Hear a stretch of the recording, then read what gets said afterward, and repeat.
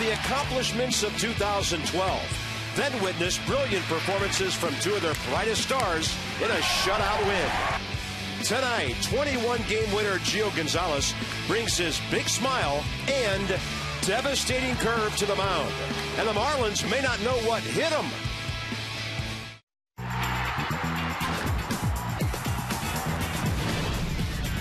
Washington Nationals baseball.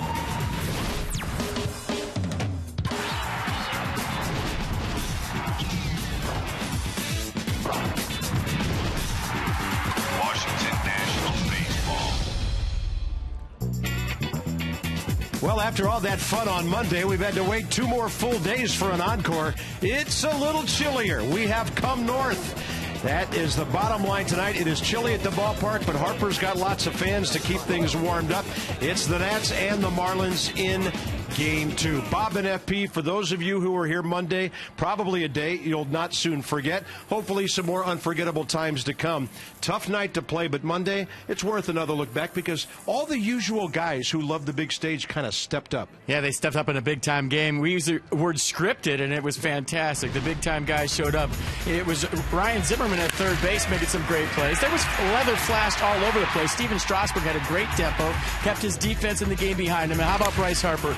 The youngest player ever to homer twice on opening day. So Bryce twice on the opener, and that never gets old. And how about Steven Strasburg on the mound? 80 pitches, 52 for strikes, pitching to contact. Just 3 strikeouts, got 10 ground ball outs, allowed him to go deeper in the game. If he continues that all season, he's going to figure positively in a lot of decisions. And then Rafael Soriano, as advertised, and with the weather tonight, if he gets a save, he'll be untucking about 6 or 7 shirts. Yeah, he undressed the Marlins. 11 pitches, 8 strikes in that 9th inning. But back to Gio, who takes them out tonight. I don't know a whole lot of pitchers who love weather like this. I know hitters don't like it a whole lot. But the Nats won 3 out of every 4 games he started last year. Well, the thing we're going to keep an eye on is Gio Gonzalez in the cold weather. The grip on the curveball. When it's cold like this, you don't have a lot of humidity in the air, very dry. Tough to get a good grip on the off-speed.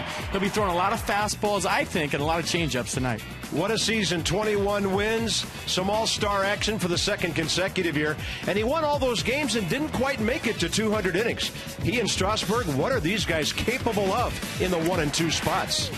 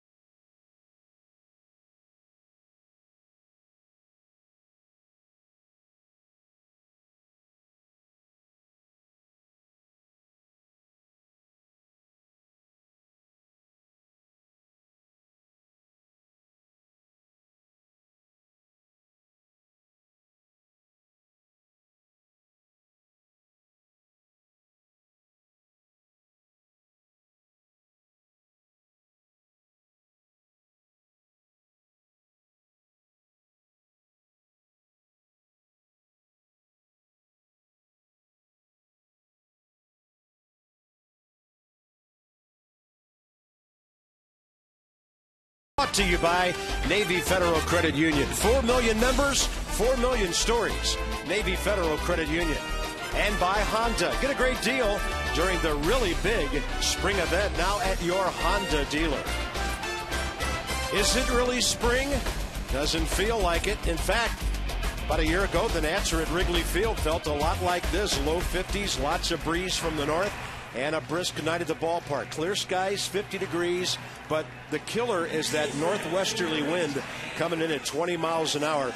Inside fastballs will be most unwelcome for hitters tonight, and we'll see how Gio and Kevin Slowey can take advantage of these tough hitting conditions. Marlins only hit 103 in the game on Monday. Didn't have that many hits. Juan Pierre was 1 for 4 in that game, led off the game with a base hit. He's 3 for 10 career against Gio Gonzalez and has an RBI. And he's one of the most unsung leadoff guys in baseball over the last decade and a half. And of course, Giancarlo Stanton, the guy around which everything revolves in that lineup. So here's Gio. 1 career win against the Fish. That was as an Oakland Athletic.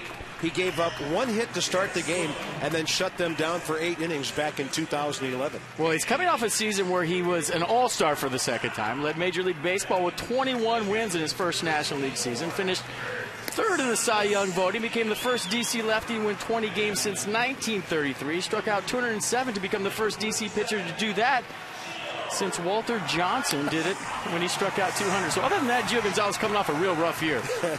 And let's go over our AFC intelligence report real quick. Calm before the storm. The key for Gio, his first start of the year, to remain calm. He did it in the WBC. I think with the maturation of him, it's a no-brainer. Weather the storm, cold night, doesn't like to pitch in the cold. We talked about it in the open. Very dry conditions, tough to get to that grip on the off-speed. And change of seasons. Change has been great all spring training, especially in the WBC. I would think he'd feature a lot of change-ups tonight off that mid-90s fastball. Yeah, then you look up and the kid from Miami's going sleeveless for this one in front of one of the best defenses in baseball. Let's set the defense behind Gio tonight. Harper, Spanworth in the outfield. Desmond Zimmerman on the left side. Espinosa LaRoche on the right side. And first start of the year for Kurt Suzuki. Well, they know each other so well from a previous stop in the Bay Area. So Suzuki tonight, Ramos on the bench. Other than that, the lineup pretty much the same. And it kind of struck me the last couple of days looking at this lineup. Whether it's Wilson Ramos or whether it's Kurt Suzuki, there may be times this year when Davey Johnson makes like Charlie Manuel did 4 or 5 years ago and has the opportunity to pretty much pencil in or in ink right in the same lineup nearly every day. Let's hope it's got that kind of stability all season long. So here's Juan Pierre, 35 years of age, 297 career hitter with an on-base percentage of just over 345. First pitch at 707, high in the strike zone.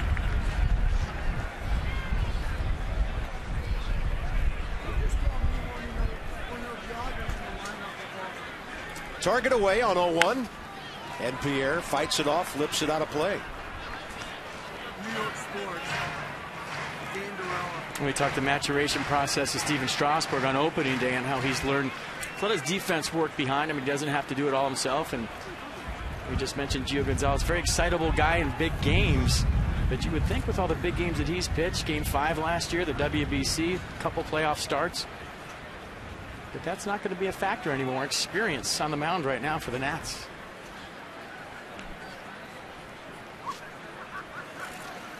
Fastball is up and in. Eric Cooper has the plate tonight. Paul Schreiber, Chad Fairchild, crew chief Jeff Kellogg on the bases. And this time of the year, umpires can have pretty generous strike zones to keep things moving along. We'll see. Breaking ball misses, 2-2. How about Jeff Kellogg behind the plate on Monday for a game that went 2 hours and 10 minutes on opening day? And that happens a lot on opening day. You get two aces going against each other. Hitters aren't locked in this time of year so much. Nobody wants to get to 2 strikes against those guys. Right. So Gio, after going 0-2, misses on 3 in a row, including that fastball upstairs. Strasburg intently watching his teammate on a full count to start the game. Well hit by Pierre. But on a night like this, it's not going to carry a whole lot unless you just line it hard toward the right field corner. So Jason Worth puts that one away. And Kurt Suzuki, little visit with Gio. What do you talk to your pitcher about after one batter? Maybe he's asking him why he's the only guy on the field without sleeves on tonight. Gio Gonzalez is trying to be mentally tough out there. Very chilly night. Everybody else has their sleeves on. Gio saying, you know what? I'm not changing a thing. I'm not letting that cold weather beat me. Yeah. I'm checking the media guide. It does say he's from the Miami area, not Nova Scotia. So here's Donovan Solano. That's a strike.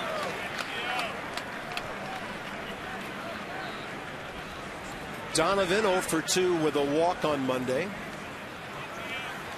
Brother of Nats farmhand catcher Jonathan.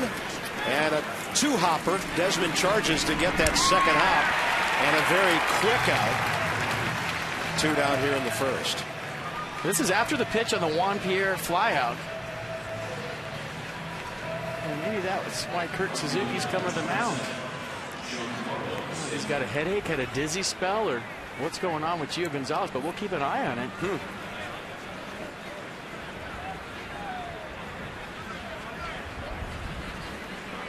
2 quick outs now, and here's Giancarlo Stanton. Stanton was swinging early in the count against Steven Strasburg, and he does it again. Ian Desmond handles that one. So after a fly ball, a couple of ground balls to the shortstop, and another good start to this one tonight.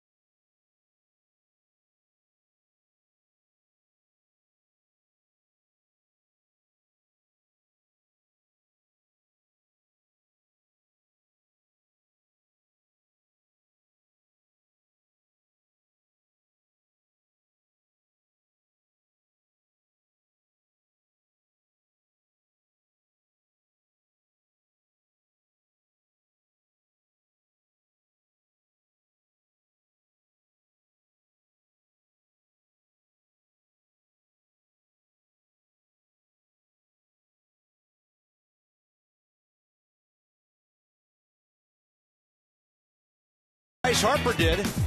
First franchise player with 2 homers in his first 2 at-bats of the season. Youngest guy ever to do that. And there have been some other pretty good hitters like Sammy Sosa and Joe Pepitone and Don Money. Young guys hitting 2 homers on opening day. Pretty much the regular lineup with Kurt Suzuki in there. One of the reasons Suzuki knows Slowey from the American League. Kevin Slowey didn't pitch at all last year. And a couple of years ago with the Twins, he was 0-8. In 14 games, 8 starts, but injuries, including an oblique, sidelined him all of last year. He's making his first appearance in the majors since September 26, 2011 against the Royals. 2012, he made 8 starts for AAA Columbus Indians farmhand. He went 3-3 with a 5.14 ERA. 4-pitch guy, fastball, slider, curveball, change. Fastball averages in the upper 80s, move it around. Curveball is one of his better pitches. He'll throw it anytime. No balls, 2 strikes. Slowey, a career record of 39-29. It's his 91st big league start with the Twins for most of his career. He's a control pitcher. Told you about that horrible season, 0-8 with a 6.67 ERA, but even that year for the 11 Twins, he struck out 34 and walked only 5. He's one of the stingiest pitchers in baseball in recent years when it comes to the base on balls, and that thing bounced about 4 feet in front of home plate. 2 balls, 2 strikes. Denard Span 1 for 4 on Monday in his Nationals debut.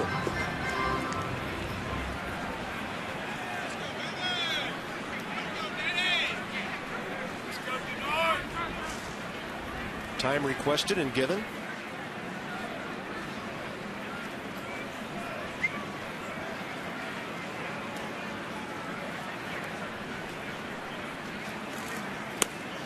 Breaking ball, low and in.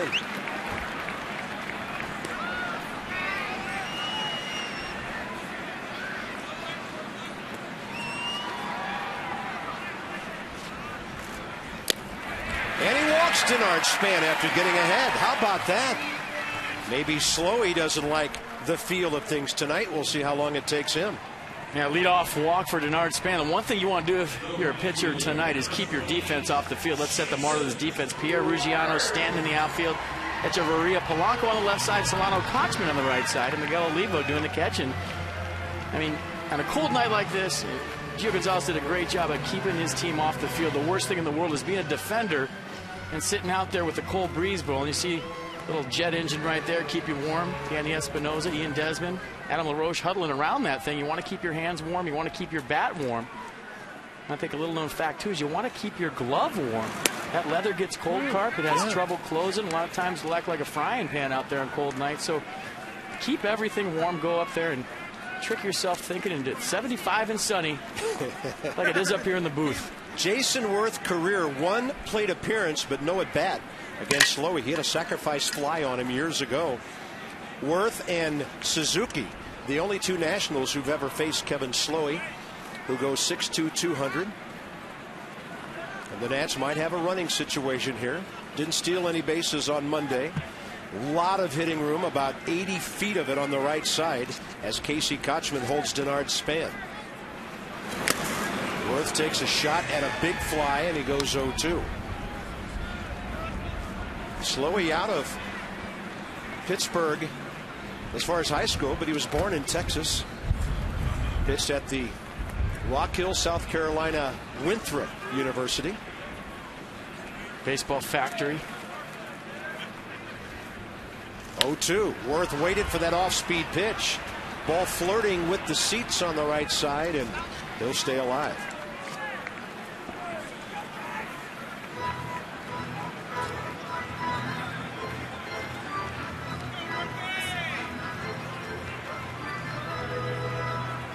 There he is.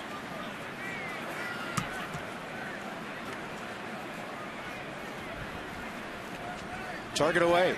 Ooh, Span was leaning a bit. He had a pretty big lead when that move was made.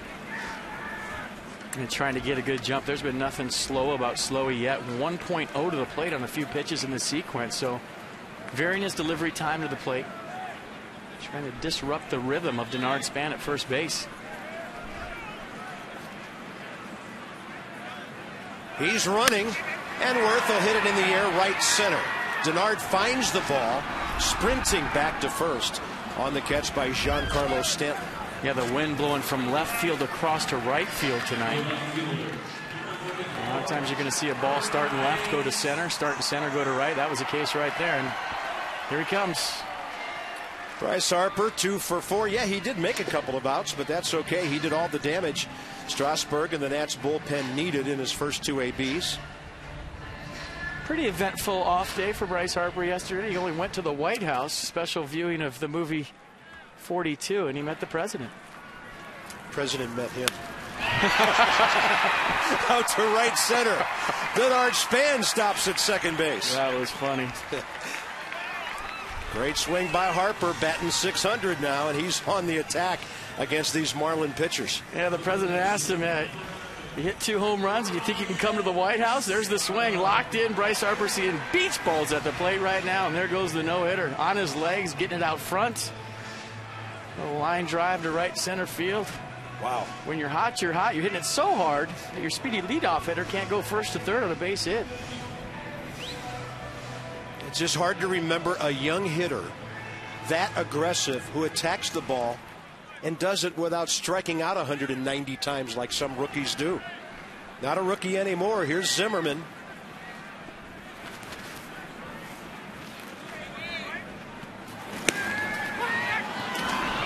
Back at first is Harper.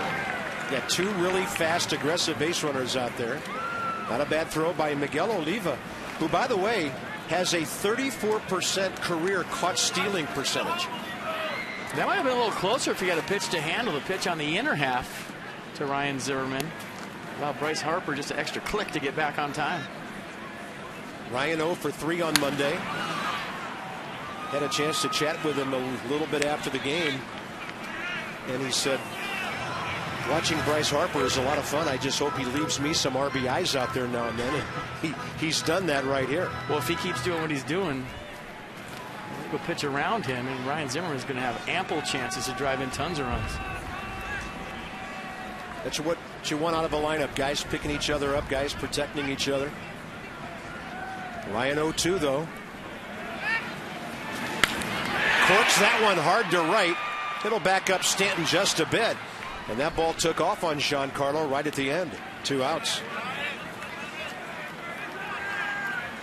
That'll leave it up to Adam LaRoche.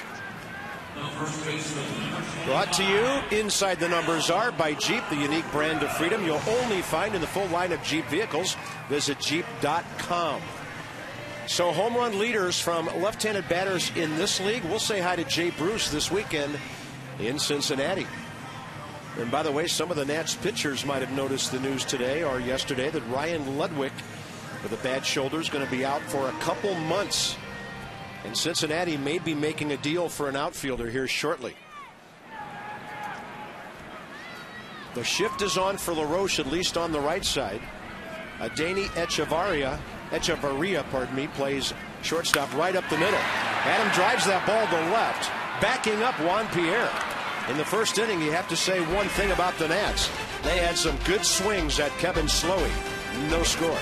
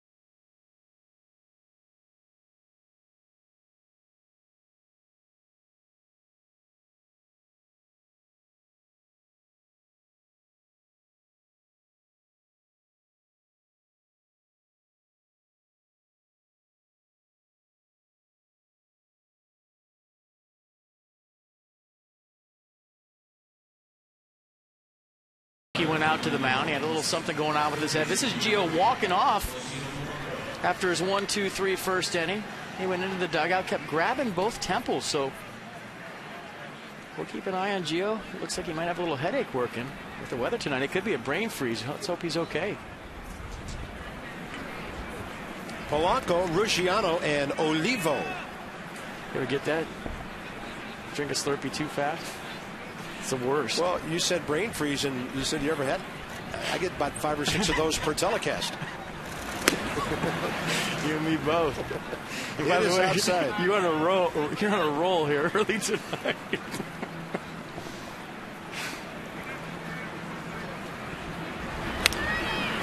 That's a fair ball. Look at the spin on that thing. I think the hitter, Placido Polanco, thought that was going foul, and it came right back.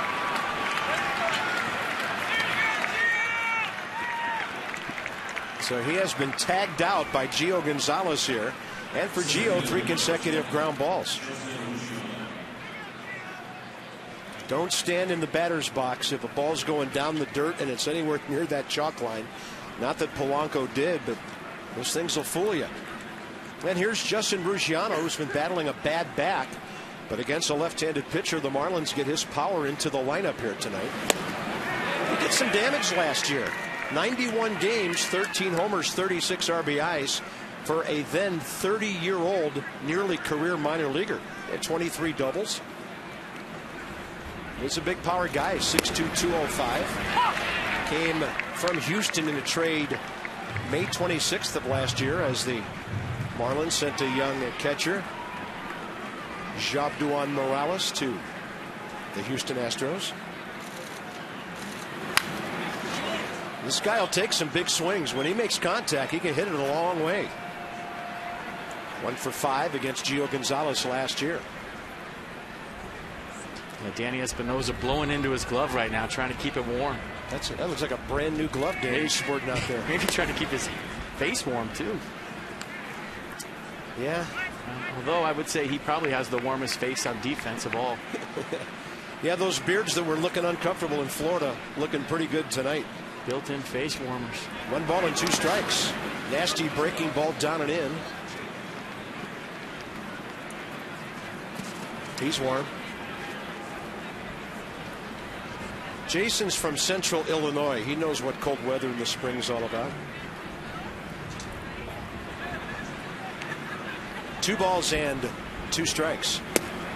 Challenge fastball just missing low at 92. 92 miles an hour. Good miss for Gio Gonzalez below the strike zone. He had a little cut on it right at the end there. A tough pitch to take with 2 strikes. 3-2, slapped hard. Desmond with a great pick. And then off the glove of LaRoche as he threw it to the left of Adam. He had to go to the backhand side. Ian had plenty of time to get it over there. If an air's given, it'll be on the throw. And that was some pick with the mitt. Boy, he got the tough part out of the way. Caught a nasty in-between hop right there. Showed tremendous athletic ability with the soft hands. That's a tough play right there. Got the easy part out of the way. And did something I don't see him do very often. Kind of reach down. Watch when he gets the ball in his bare hand. Reach behind him. Kind of almost wiping the ball off on his leg. And I don't know if that affected his throw to first base. But that was nowhere near. A lot of sink on that. Tough play for LaRoche to corral. Yeah, E6 all the way. Tough play for Adam. And the first swing by Miguel Olivo out of play to the right side. Yeah, I don't know if this was more of a balance thing to regain his balance, but watch once he gets the ball in his bare hand, kind of touches it against his hip, and throws a nasty 2-seamer to Adam LaRoche. Are you trying to stick the ball into his hand, get a better grip on it? It wasn't all the way in there. Just tap it against your leg. And Miguel Olivo, 241, career hitter in 11 major league seasons. White Sox, Seattle, Padres, Marlins once before. Kansas City, Colorado, Seattle. Split time between the Rockies and the Mariners last year, 269 in Colorado, and then just 224 in Seattle. But he's hit 141 career home runs. And as I mentioned, with Ruggiano not a usual running threat at first base, Miguel Olivo has made his living playing really good defense along with his stick.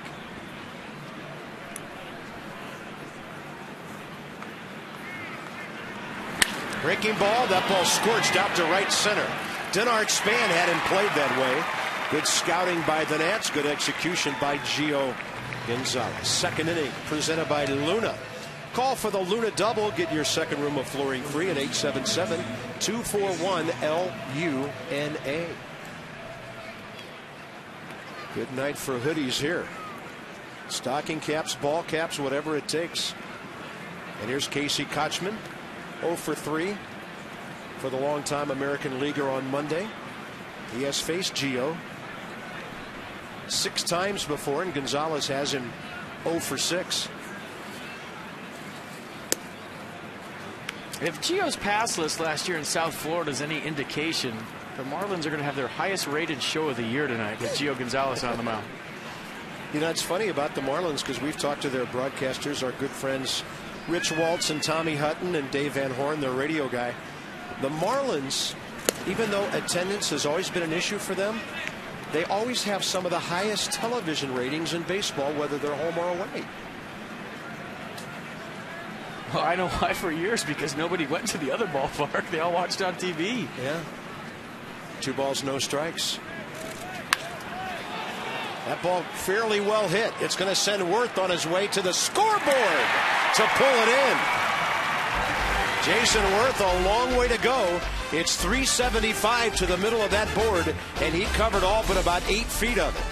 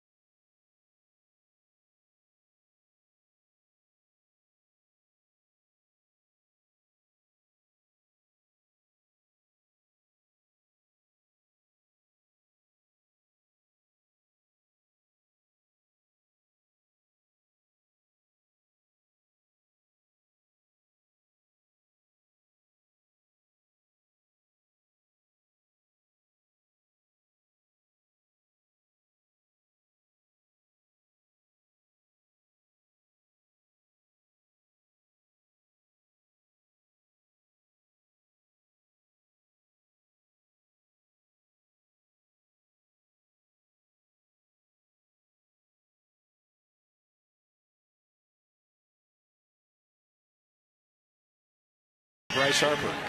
2 runners in the first, no score. Ian Desmond, the aggressive one, stepping in. Brought to you by Jeep, the unique brand of freedom you'll find only in the full line of Jeeps. Visit Jeep.com to learn more. Swing rate against the first pitch. He hits 391 when he does it, and his slugging percentage is over 580, and that's from 2012. I believe we had a graphic that say he did it 47% of the time. Close to 48 last year. So Slowey throws him a first pitch breaking ball. By the way, Ian Desmond, here's another reason they threw him a first pitch breaking ball. He's 8 of his last 15 against Marlin pitching going back to last year, including 1 for 2 with a walk on opening day. Slowey has made a start in his career against the Nats. It was for the Twins back in 08. Then he got a win.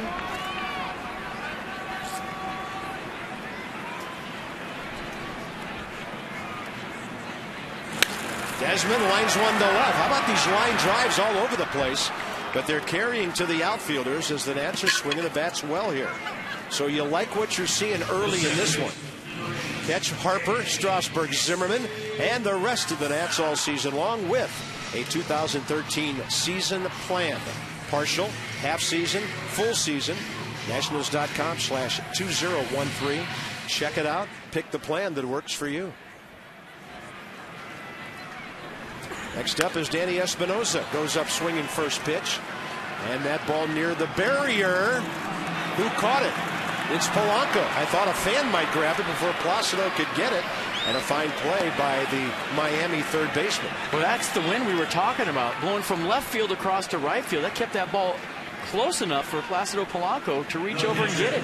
You're watching the flight of it go foul. Usually a left-hander's got that inside-out spin. It's going to be 4 or 5 rows back in the stands, but because of the wind, it keeps it right there, close enough for Placido Polanco, and makes a nice grab going in there. Fan, Virginia fan, trying to make the catch, failed. I think the fan thought he had it. Here's Kurt Suzuki. He's the one Nat who's seen Kevin Slowey in years past. 9 at-bats, 3 hits, one of them a home run.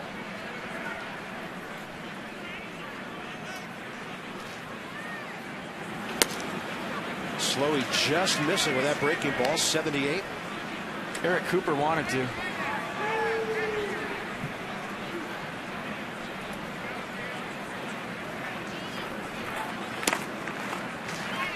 Two and one. Well, you'd love to see Kurt Suzuki find a way to get aboard here, get Gio to the plate in the bottom of the second. Gio totally locked in, never talks to anybody around the on-deck circle.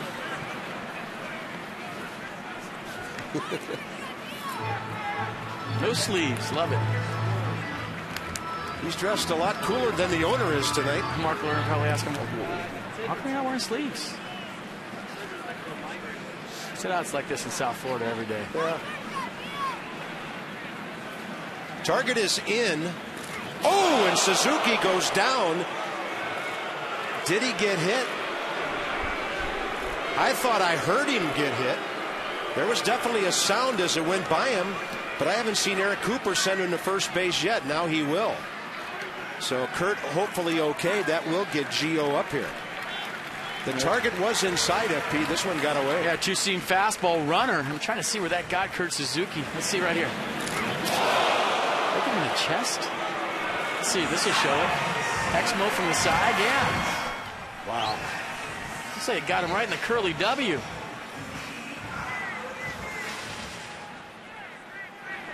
Or did it hit the bat?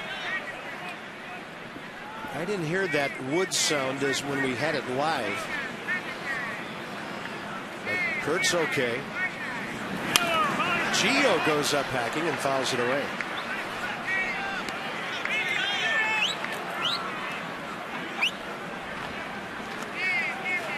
Little ricochet piece, chest, then bat. Glancing blow right off the shirt first it appeared. And tell me at home you're the ones with the 60-inch HD TV. Let me know. Gio last year hit 094, but it was a heavy one. A homer, 4 RBIs in his career, an 085 hitter. But he can handle the bat. Looking for some 2-out contact here. And it'll be over between third and short. Handled by Echevarria, the young shortstop. Nats have stranded 3. On to the third. No score.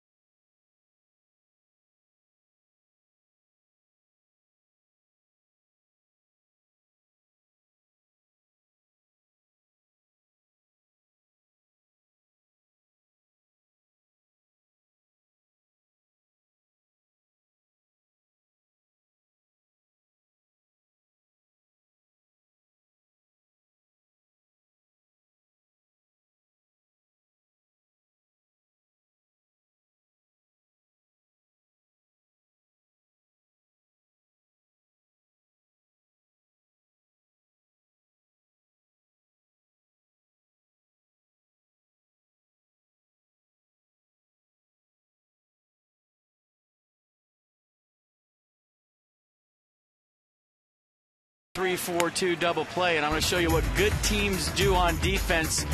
They communicate. So fly ball to Bryce Harper. We know about the hose in left field. Giancarlo Stanton thinking about tagging. Wilson Ramos comes out. Watch Steven Strasburg cover home for him right here in the background. I got home. You throw it. And now here's where the communication comes in. Look at Ryan Zimmerman at third base telling Danny Espinosa, home, home, home, home, pointing.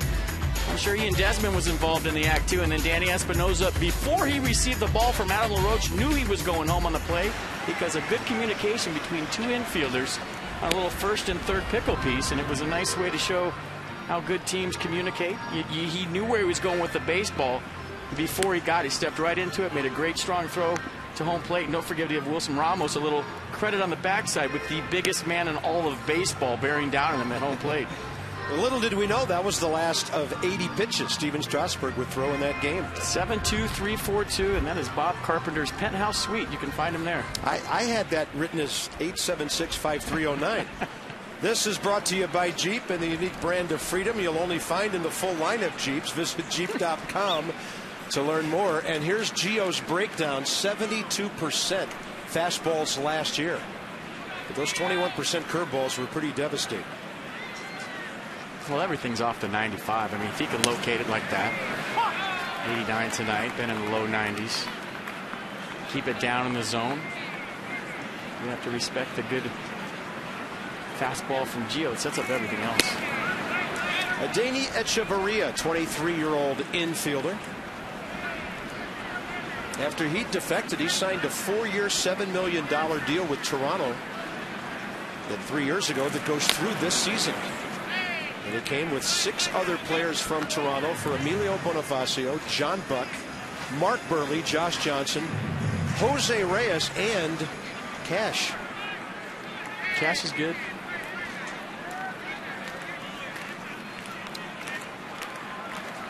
So a total of 12 players plus money changing hands. Count goes to 2-2. Gio's first 2 innings, by the way, 24 pitches, 15 strikes, 9 over 6 in a very efficient first inning. Kevin Slowey, the pitcher, is next.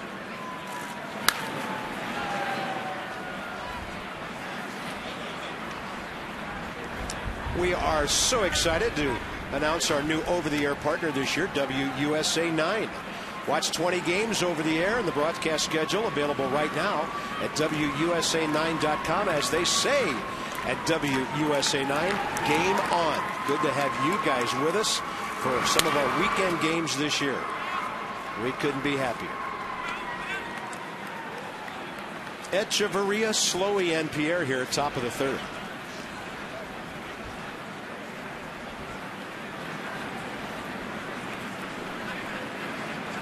Just 3 clicks under that 72% with the heater tonight. Off speed means curveball or changeup. There's a changeup right there, 84 miles an hour. 3rd full count of the night. Pierre in the 1st. Luciano last inning.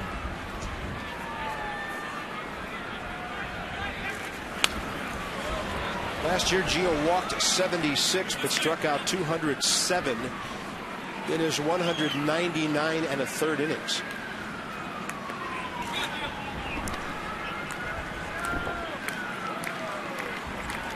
Three-two again.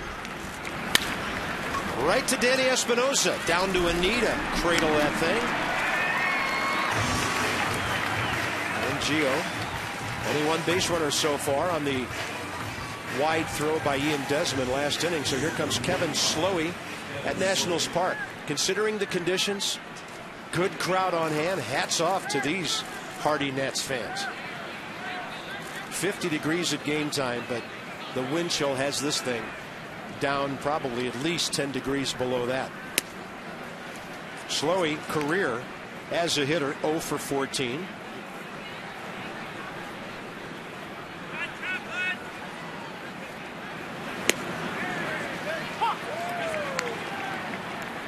Interesting stat from James Wagner today of the Washington Post. Gio Gonzalez struck out 41 pitchers last season. That was the most of anyone in baseball. Wandy Rodriguez struck out 34. Tommy Hansen and Jeff Samardzija tied for 3rd, each striking out 29 pitchers. When you talk about dealing with the number 9 guy, a lot of pitchers get it in their head. They walk him occasionally. Gio Gonzalez taking care of business last year, striking out the opposing pitcher 41 times.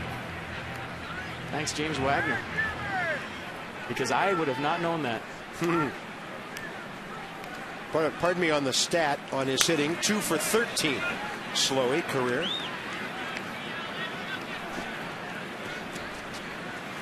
All of his big league time in the American League with Minnesota, starting in 07. Top of the order next, Juan Pierre.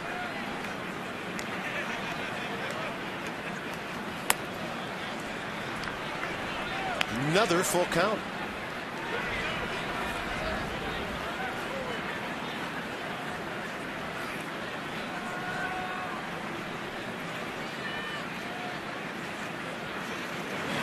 Threw him a strike, 2 outs.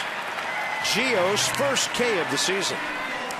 Defending pitcher, striker, outer starts the season with a K of his. That is an official stat category. Yeah, you got an award yesterday or Monday. You didn't see it? PNC Bank, for the achiever in you. Micah Owings, we look in on what he did down in Florida with the Nats, opened up some eyes with his bat, his power, his RBIs. Such a great story, and I so much enjoyed the three-way conversation you and I had with him, about a week and a half ago. And he was having a great time down there in the midst of trying to reinvent himself, a la Rick Ankiel. A most difficult thing to do, but I remember him as a pitcher, man. That was like having 9 regulation hitters in that lineup. Well, he's got some kind of pop. If he can harness that, get the job done in AAA, Davey Johnson likes that off the bench late. 1 ball and 1 strike to Juan Pierre, who flied to Worth first time up. At times, Gio's had a hard time getting over the top of that heater. He's missed up high some.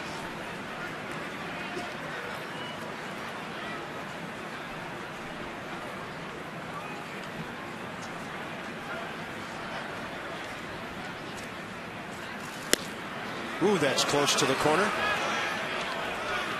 If that was 2 strikes, I don't know if Juan would have taken it. On the Mercedes-Benz pitch track. Just missing. Watch the old Kurt Suzuki frame it, try to lean in with his body to get the call. By the way, check out Mercedes-Benz at MBUSA.com. Another full count. Yeah, it's a hood night. Double sweatshirt, jacket, hood night. Pierre hits it well beyond the reach of Adam LaRoche, who gave it a good effort. Juan Pierre's second hit of this series. He's 1 for 2 tonight. 2 for 6 to start the season. You know that's a case, Carp, where maybe later in the season on a warmer night, we've seen Gio Gonzalez go to a 3-2 curveball. I don't know if he has the great feel for it in this weather because of the dryness. So he goes challenge fastball in the inner half. Juan Pierre beats him there and gets himself a base hit. Well, Juan Pierre, a definite running threat with 2 outs. Young Donovan Solano doesn't handle the bat as well as a guy like Placido Polanco. But when they get Logan Morrison back, Polanco might be their number 2 hitter. Solano, by the way, against the right-hander Strasburg, he hit 6th on Monday. They had Chris Coughlin in this spot.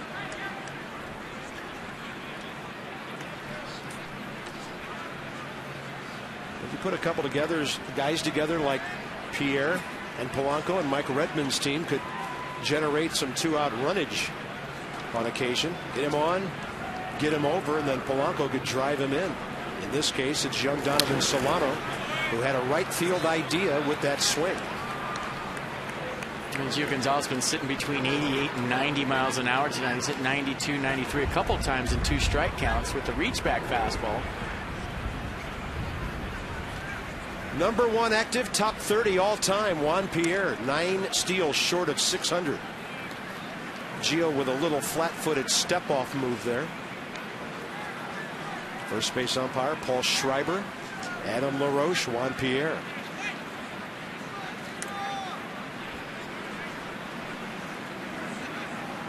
He's running.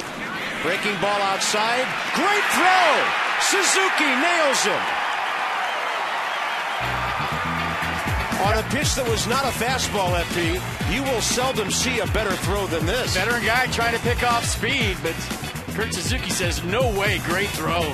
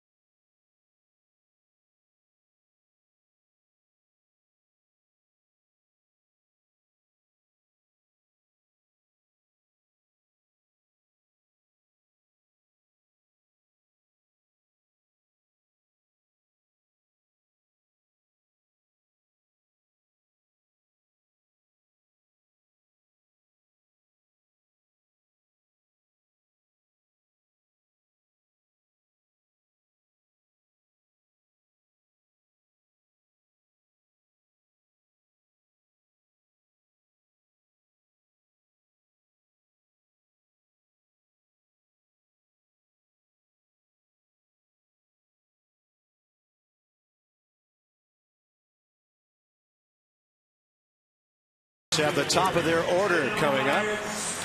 Great day here on Monday. First time since '71. Only the second time since 1936. What's that? 76 years ago. A Washington-based team posting an opening day shutout. Nicely done. Strasburg, Harper, Zimmerman defense. Great team effort. And Denard Span gets a fair ball down the right field side. It'll hit the short corner and give him a double. And Denard Span, in his last 3 at-bats, has singled up the middle, walked, and pulled that double down the line. Boy, just some quick hands right there. First double this season for Denard Span. A guy that's a doubles hitter. You see him get that foot down early. It's going to be down real early on the Expo, but just throwing the hands, getting the bat out, well-placed line drive down the right field line. This ball gets down the corner. It's 3 bases, but caught that little piece that jets out right there, and a leadoff double for the Nats here in the third. First extra base hit by a guy not named Bryce. And here's Worth with Harper to follow, then Zimmerman, as the Nats start to knock on the scoring door here in the bottom of the third. Jason Worth went the other way first time, flied out to Stanton. That's what we're going to try to do right here. Get inside of something, hit to the right side, advance Denard Span. Yeah, with that in mind, Slowey jams him. You can look at the outfield and see that Kevin Slowey's kind of going to pitch Jason Worth the way he'd like to hit the ball. Ruggiano is a good 15, 20 feet toward the gap. And Giancarlo Stanton not playing that deep in right field. Worth gets a hold of one. He could pull one over his head. Breeze is blowing over that way. Well, generally speaking, as a defender right here, whether you're a center fielder, you're on the right side of the infield, even a shortstop, you're going to shade a hitter to the right side. You know that he's trying to move the runner, so maybe if you play Jason Worth a little more straight up in a regular at-bat, you're going to scoot over to the right side because you know that he's trying to hit the ball that way.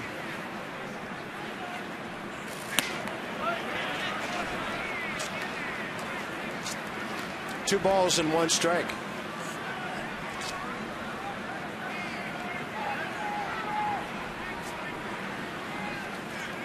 Denard Span, good base runner. Not the most prolific base stealer in his days in the American League. That ball's out in front of him, so he has to retreat. Echeverria handles it. No advancement, 1 out. Ngility League leaders, your mission, our commitment. Visit ngilitycorp.com. So 3 multi-homer games. Bryce got his 3rd here on Monday. At the age of 20 years and 167 days, only the great Mel Lott quicker. Fair company, to say the least. Wow. Young Mr. Griffey, a teenage sensation. Al Kaline had an amazing start to his career with the Tigers. And, of course, Tony Conigliaro, who would have gone on to be quite a star in this game had he not been hit in the head with a pitch, ending virtually his career. This is one of those at-bats as a hitter. You know they're probably going to pitch around you with first base open. Got protection on deck in the form of Ryan Zimmerman, but if you're Bryce Harper right now, you're looking for a mistake out over the plate. You know they're probably not going to give you anything good to hit. Try to nibble at a corner.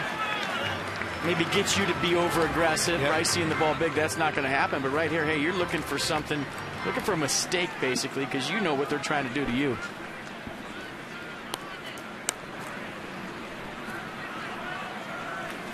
.20, target way in. Better get it in there. And he missed on the other side of the plate. If I'm Kevin Slowey right here in a 3-0 count, I don't even mess around with a strike. I just put him on. Well, and with that in mind, Miguel Olivo just looked over to his manager, who didn't give him any kind of sign. Guy on deck hit the ball hard his first time up to right field, too. Sometimes the pitcher will throw a strike here on 3-0. Then he'll start thinking, I can get the guy out. Harper will take a strike. So this will be an interesting pitch of decision for Kevin Slowey.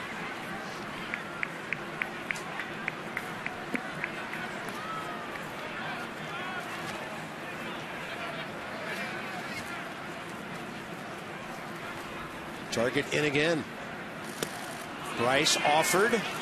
Did not stop. Jeff Kellogg says strike 2. Going to third. Wow, I didn't think he went. Usually we look at the replay, I say, well, let's check it out, and I'll let you know. Well, he went. Good call. Not even close.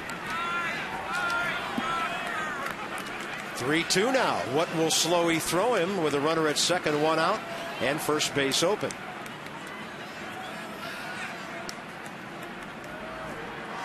Going right back in there with the heater. Better get it in there, too. He does. It's up 88, and that had some serious run on it at the end. So any thoughts of just putting Harper on disappear with this Kinetic North America pitch track? Yeah, swing back fastball, started on the inner half, maybe off the plate a little bit. Ran back up in the zone. And Kevin Slowey did a nice job right there in the sweep sequence. Went to a 3-0 count. Best pitch Bryce saw there was the 3-0 fastball. From the warfighter in the field to the data in the cloud, we protect our country's most critical assets at Kinetic North America. Here's Ryan Zimmerman. Lined out to right first time.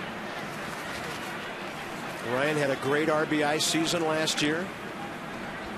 Drove in 95, number 3 among third basemen in the league.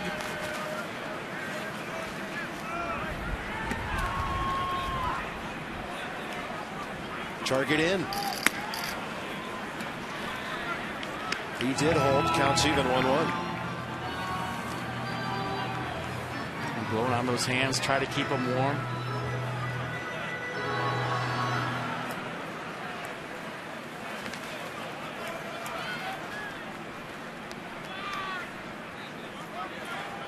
Big gap in left center. That one right in there. Ryan 0 for 4 to start the season. Ruggiano playing about where he was playing Jason Worth with nobody out. Montpierre way off the line, at least 100 feet in left field.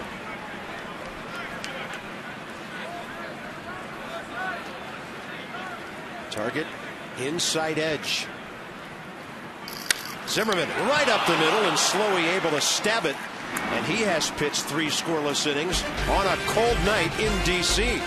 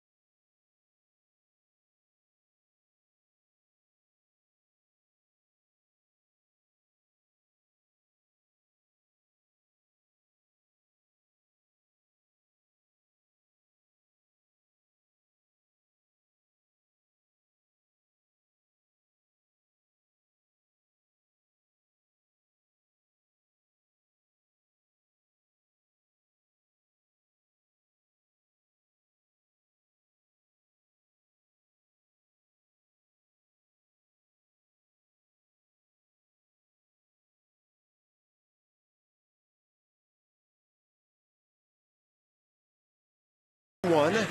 They've had 4, actually 5 base runners than that so far, but not able to cash any in. So we go to the top of the 4th, and a reminder, get single game tickets now for the 2013 season. Some of them start at just $10. Go to nationals.com/tickets. Gio back to work, 48 pitches, 29 strikes. Donovan Solano at the plate when Kurt Suzuki just threw a bullet to Danny Espinosa to nail Juan Pierre.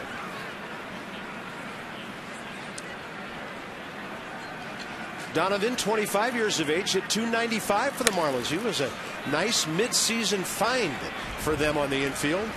Emilio Bonifacio was hurt a lot last year. He's in Toronto now. Espinosa takes care of that at the stroke of 8. Giancarlo Stanton who I think is about 8 feet tall, actually, steps right in. Bob and FP on a cold, cold night at Nationals Park. Hopefully a little warmer for a 4:05 start tomorrow before the Nats hop on their charter and head for Cincinnati.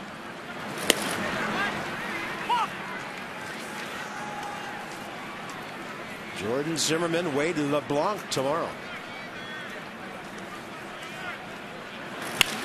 And then for the Cincinnati series, 7 o'clock Friday, Dan Herron, Homer Bailey. Saturday at 1, Ross Detweiler, Mike Leake. And then some opening day guys will duel on Sunday. How about this? Strasburg and Cueto. It's always a good combo on getaway day. Yeah, we're getting away right back here.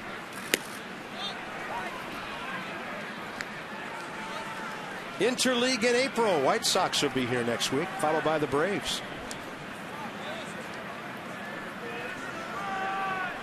1-2. Gio deals with a breaking ball, a little bit low.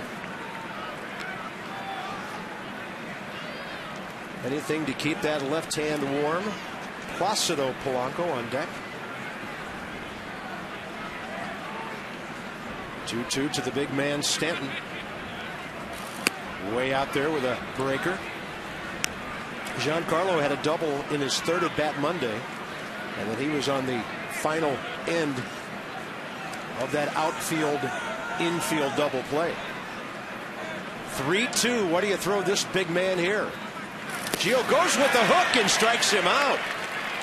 Strikeout number 2. I mean, the curveball comes out of Gio's hands so hard, and if you're a hitter and you're convinced that he's going to come 3-2 fastball based on the 2-2 curveball that was nowhere near, Giancarlo Stanton was not looking for a 3-2 hammer. You see the rotation right there? Ball was never a strike, but based on the fact that the 2-2 curveball missed so badly, Stanton not even thinking about a 3-2 curveball. That's why it worked.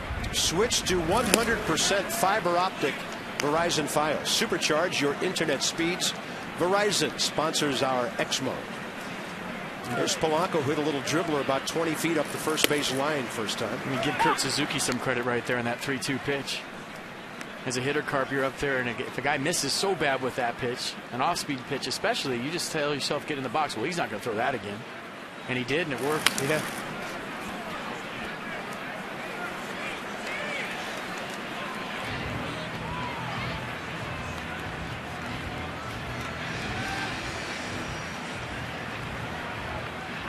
Long third inning, 24 pitches, doubling his total from the first 2 innings. And then Gio with pitch number 60 right here. Going with that breaking ball. He's feeling pretty good about the hook right now. 2 balls, 2 strikes. And when he's throwing the curveball well, doesn't matter. Right-hander, left-hander. Good luck. Some success against Gio. 4 for 14, a home run in there. Makes contact 87% of the time. Kind of like that. Right at his former teammate, and Jason Worth was battling the lights on that one. A 1-2-3-4 for Gio. LaRoche straight ahead.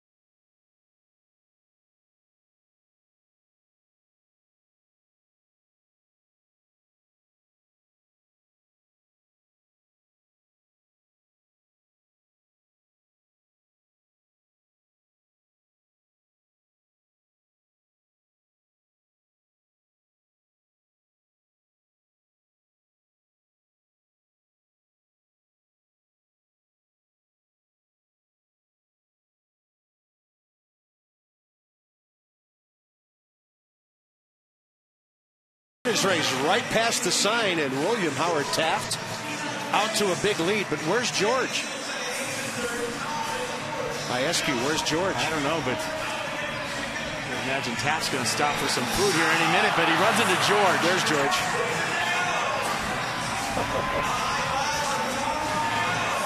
Who's going to win it? Is it Tom? Is it Abe? Tall Tom Jefferson with the winning kick. Wow. Pile-ups and face plants never get old with those guys. They do pies, but we can't bake one big enough. Bottom of the fourth underway. Adam LaRoche lined out hard to left field, first time up.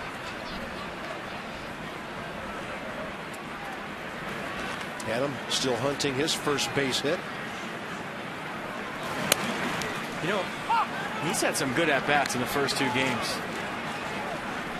Hit a couple balls hard on Monday. Lined out to right, lined out to left. Tonight, same thing. Hit a ball hard first time up. It sent Juan Pierre back to the track on a warm night. That would have been over his head, so doesn't have anything to show but swinging the bat well so far.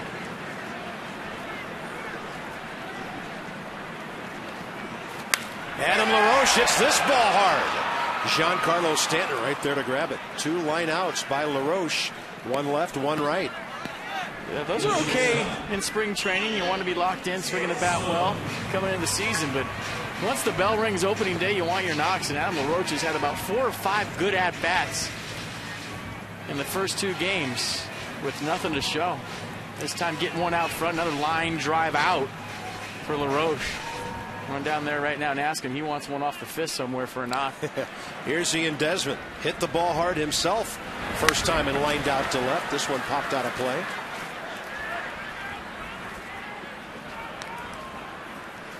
Mike Redmond is a former teammate of his starter tonight, Kevin Slowey. Redmond played 13 years catching in the big leagues, 5 of them in Minnesota, and he caught Kevin Slowey 11 times in his playing career. So when there was some doubt in spring training down in Jupiter about who the Marlins' 5th starter might be, when people found that out, they thought, I bet there's a pretty good chance this guy's going to make the team.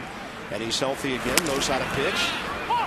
He's done a nice job so far, moving the ball in and out. I mean, his defense has helped him. Looking at my scorecard right now quickly, I see 3, 4 lineouts.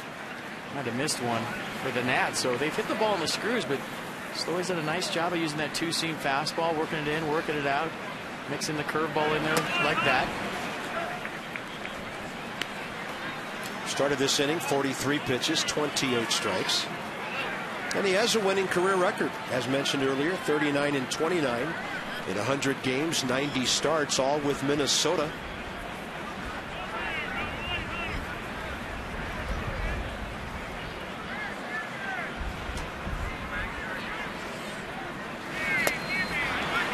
Now Desmond gone for the second out, his second strikeout.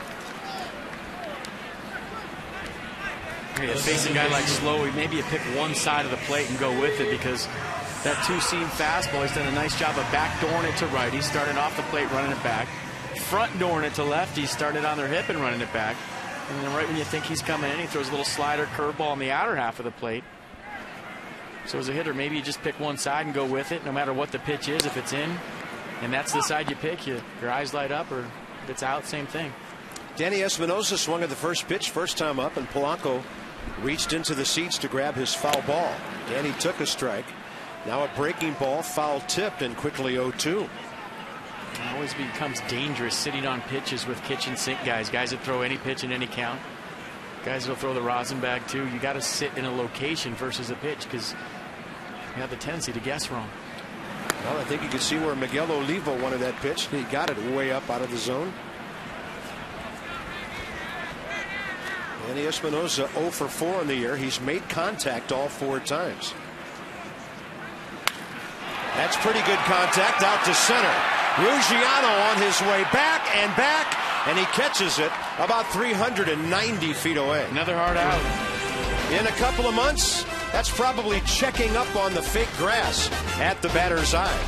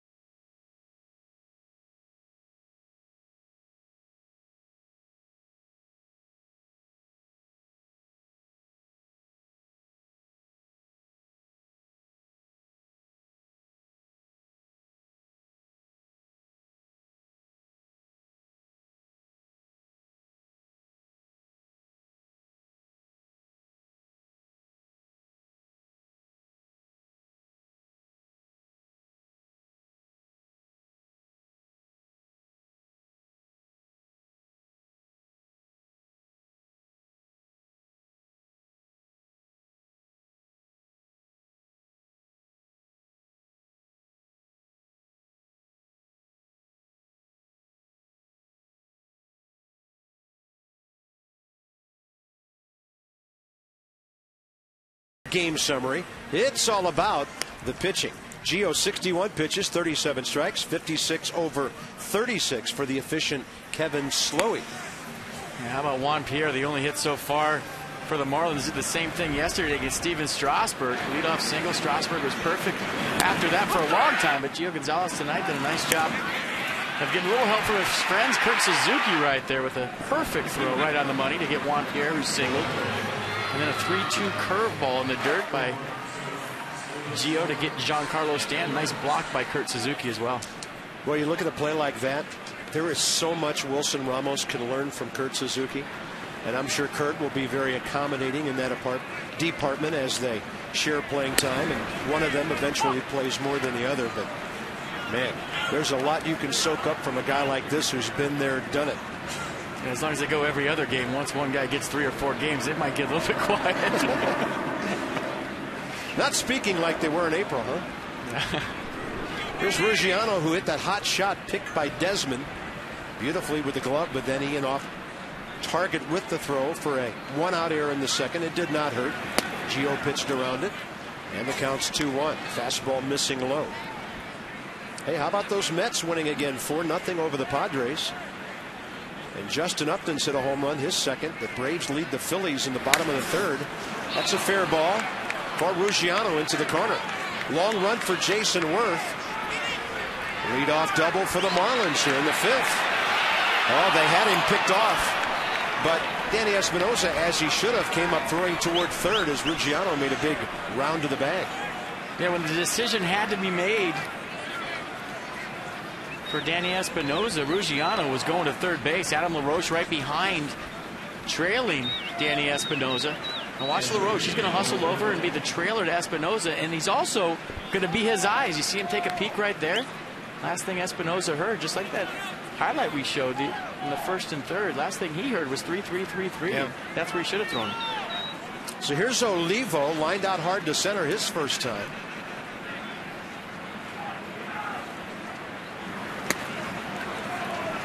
Marlins only got 2 runners as far as second base. They both advanced to third on Monday. And they're first to reach second base in this game. That's how good the Nats pitching, Strasburg and Gonzalez, with bullpen help, have been.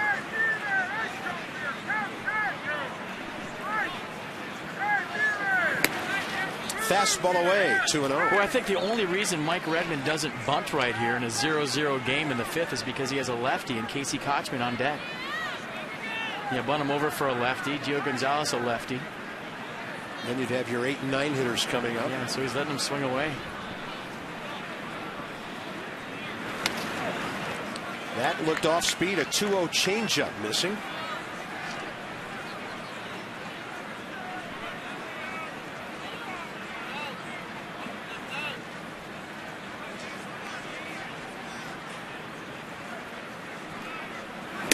And then he throws it hard off the plate. 2 on, nobody out. Gio's first walk tonight, even though he's had a handful of hitters go to full counts. Lefty-lefty matchup. The experience in there of Casey Kochman. And if he does get the bunt sign right here, I don't. Nobody up in the Marlins bullpen. You have 8 on deck with 9 coming. I think you play this straight up. Let's see how they do it. He's in the back of the box too. That tells you he's swinging away. Good catch. Left foot against that line back there. Now he shows bunt standing way back there. And he bunts it over the screen. Well, the reason you say that, if you're going to sacrifice bunt, you really don't care if the opposition knows. You get up in the box. It makes the foul lines come back further. Gives you more fair territory to work with. I'll tell you what, Casey Kochman didn't look very comfortable right there in his first attempt. 0 for 7 career against Gio. Desmond playing with the runner at second to keep him close. And a swing and a foul on a big hack. 0-2.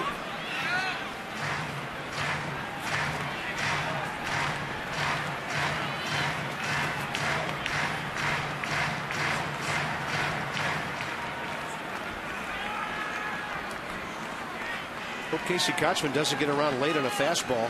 Joe Espada is about 60 feet from him. Well, he's giving signs right in the top step of their dugout. I mean, he's nowhere near the third base box. Where he's standing right now is fine. He'll get away with that. He was 6-7 steps closer to home plate, giving signs to Casey Kotchman. That ball just foul. It looked like it hit fair on the first hop and then veered to the left. And he's going past the opening day logo. Well, look where he is. Look where he's giving signs right now. I mean, he's almost in the right-handed batter's box. Yeah. I see coaches standing there. They should be wearing a suit of armor. And I kid you not, he was 4 steps to the left before that. He's not putting anything on in 2-strike count. And that's not even close to being in the box. Not even close. 0-2 pitch. Busted bat. Shortstop 1. First base. It's a 1-6-3. Pick it. Good pick by Adam LaRoche on the tail end.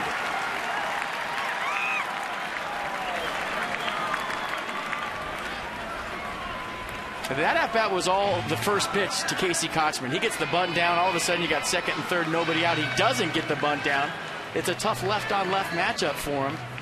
He hits into the 1-6-3 double play. And how about the pick on the backside from the Gold Glove winners? Kotchman takes a tumble over the bag.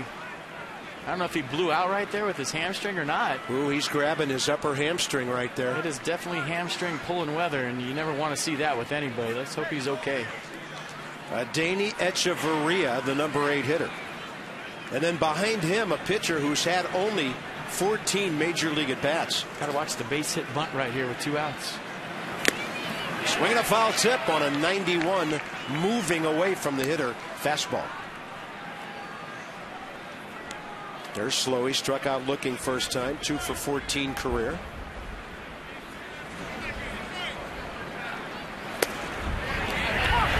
Now Gio within 1 pitch of out of the inning. 61 going into this inning. Third base, Ruggiano, 2 outs. Moved him back. We'll see what he follows it up with. Good 0-2 pitch.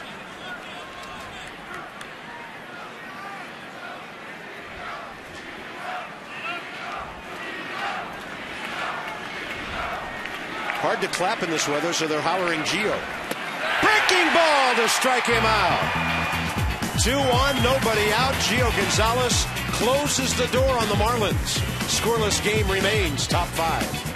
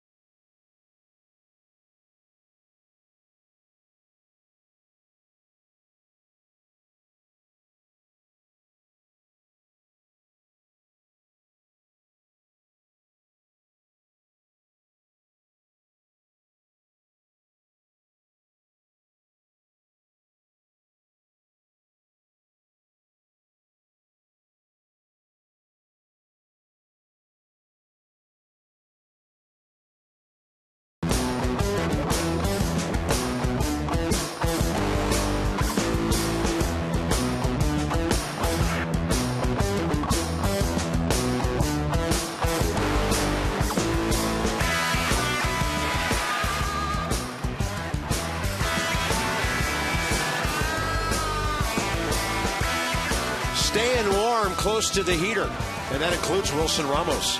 Desmond, LaRoche, Ryan Zimmerman, no score, bottom 5. Suzuki, Gonzalez, Span. Get the latest Nats news the moment it happens. Delivered direct from Masson to your mobile phone. Text Nationals to 29292. Well, as we feared, Casey Kotchman did hurt himself on that base running play. And veteran Greg Dobbs, who's usually their best late inning pinch hitter, takes over at first. Here's Kurt Suzuki, bottom of the 5th underway, and a strike from Kevin Slowey, who continues to pitch well. He's retired 6 in a row, 7 of the last 8, and 11 of the last 13. It's just a good night to pitch, period. If you're throwing strikes, moving the ball around. Weather like this, not conducive to offense.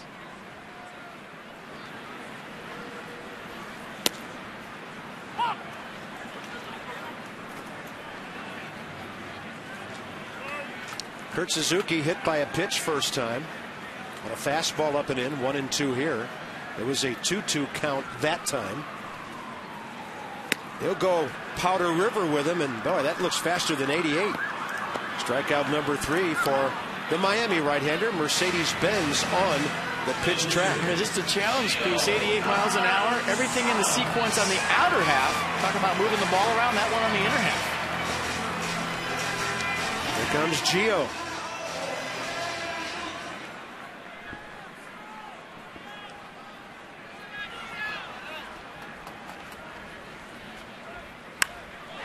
That ball well hit to left.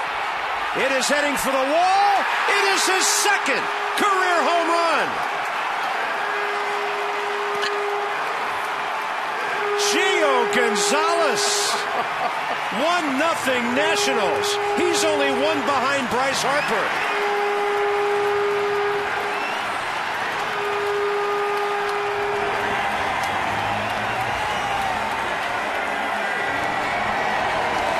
This should be a scene in the Mets dugout right here. Look at this.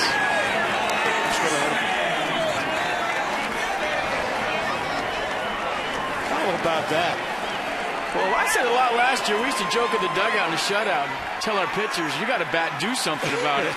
You're hitting tonight, too, and they give you that stank eye in the corner of the dugout because you haven't scored him any runs. Well, Gio Gonzalez just did it. You got to bat, do something. He did. First home run of the year. The crowd is chanting Gio. How about that? Awesome. You know, that was about 50 feet farther than that one he hit in the Crawford boxes in Houston last year. That's against traffic. That's a pitcher against traffic. Wind blowing in from left field. Hanging curveball. Knew what to do with it. Let's check it out one more time. Gio Gonzalez getting the Nats on the board. Big leg kick. Hanging curveball. Catches it out front. Unbelievable. 7 career hits. 2 of them home runs. Well, that's what he practices every day in BP, so why not? I mean, that's a big fly. Well, he's got the early lead in the pitcher home run sweepstakes. Last year, he, Strasburg, and Jordan Zimmerman all went deep. He was watching Clayton Kershaw the other night and said, I got to get in on that act. Now, come on, folks, be honest. That was more fun than watching a DH do that, right? Absolutely. All day, every day. Well, Denard Span will walk in a double tonight. 1 out. The Nats are on top here. See McCaddy laughing right there. 3-1 to Span, trying to get on for the 3rd time, and he will. Second walk issued by Slowey tonight, who's also hit a batter. That kind of gets back to that point we made earlier. James Wagner, the poster, right? That Gio Gonzalez led all of baseball in striking out the opposition. The pitcher in the 9-hole last year, 41 times. Kevin Slowey didn't take care of business, finds himself behind 1-0. Yeah. That's usually an automatic out, but as we've seen with the Nationals over the last couple of years, their pitchers can hit. Here's Jason Worth 0 for 2 tonight. Fly ball to right, ground ball to short. How about that? 2 games, 2 curtain calls. On pace for 81 curtain calls this year. Maybe some more. Span running. Throw is high. He's out. Pulled down well by Donovan Solano as Miguel Olivo got rid of it quickly. And again, that number 34% career caught stealing. I like it right after the home run forced the issue. We talked about Kevin Slowey already tonight. Very quick to the plate. Denard Span with a decent jump because of the speed of Slowey and the throw from Miguel Olivo. Denard Span out. So Worth now strike one, bases empty, 2 outs. Counts even now.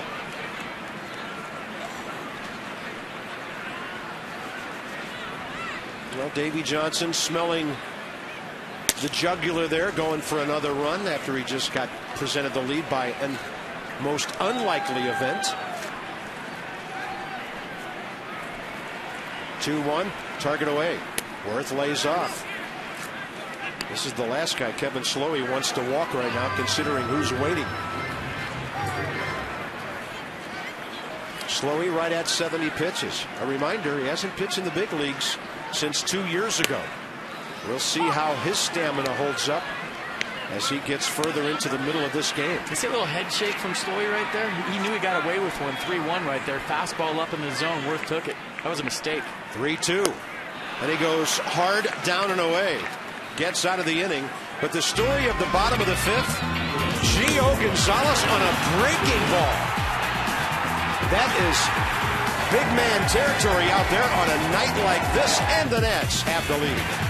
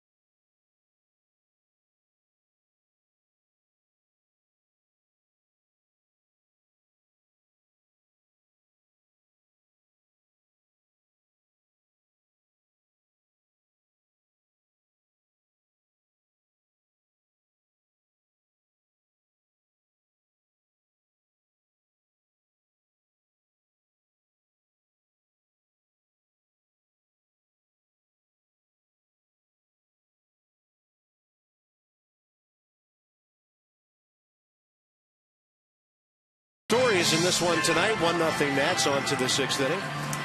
And tomorrow, 4 o'clock game, Jordan Zimmermann and Wade LeBlanc. Dan Herron, Homer Bailey Friday, Ross Detweiler, Mike Leake Saturday, Steven Strasburg, Johnny Cueto on Sunday. And then after another off day, the Nats will be right back here next Tuesday night against the White Sox. Robin Ventura's White Sox. Adam Dunn's gone deep already this year. We'll see the former Nat back in this ballpark. Kevin Slowey, the hitter. 6th inning underway, and Gio misses twice. Is it bad if I'm not in interleague mode right now? How could you be? Or really ever have been? 3-0. When is that Phillies Royals series to start the season? Don't the Phillies open up with Kansas City at home? Yeah, something like that. Yeah.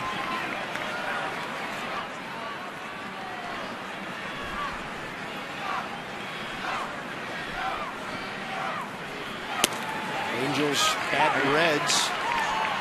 Kind of a marquee series to open things up. Why don't they just match up the World Series teams to open the season? I like that. That'd be cool. Game 8. Oh boy, Gio walking the opposing pitcher. Second walk of the night.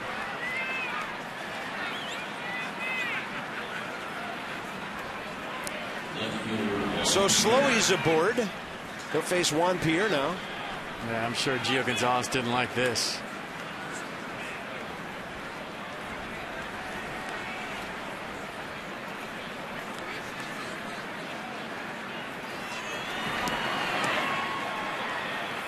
So Here's Juan Pierre.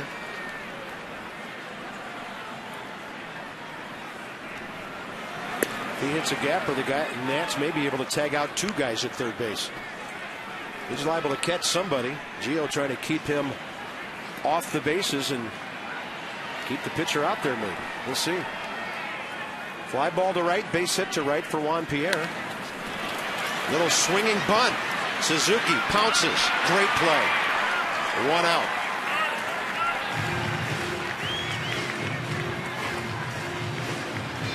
I think Juan Pierre actually squared around right there, Carp. The ball ran up and in on him. Made it look like he was going to attempt, but he showed early. Got the bat out there. Laid it down. Well, that's just good technique. Maybe the ball was a little bit up, but see how he deadened that baseball right there. It's a great shot from the side. And Kurt Suzuki like a cat out there quick. And that throw right there for Kurt Suzuki is not as easy as it looked. You get in between, you get a little bit too close to the first baseman. It's a hard throw. Yeah, put on that catcher's gear. Try to run about 30 feet down the line and square yourself up for a throw. Look at that no man's land. I've seen those throws go into right field. So Juan Pierre's sacrifice gets the tying run to second base, 1 out. Solano, 2 ground balls, 1 to short, 1 to second.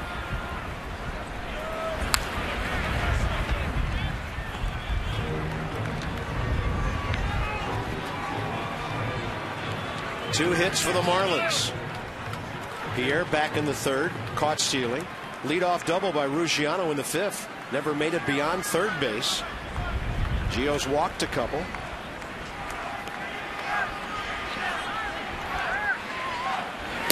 And he goes high gas to strike out Donovan Solano.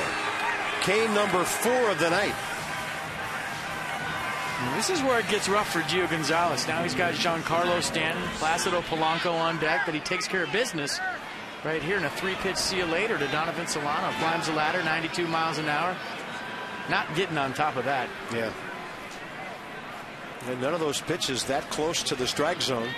So Suzuki is out to talk to Gio about this with Stanton coming in.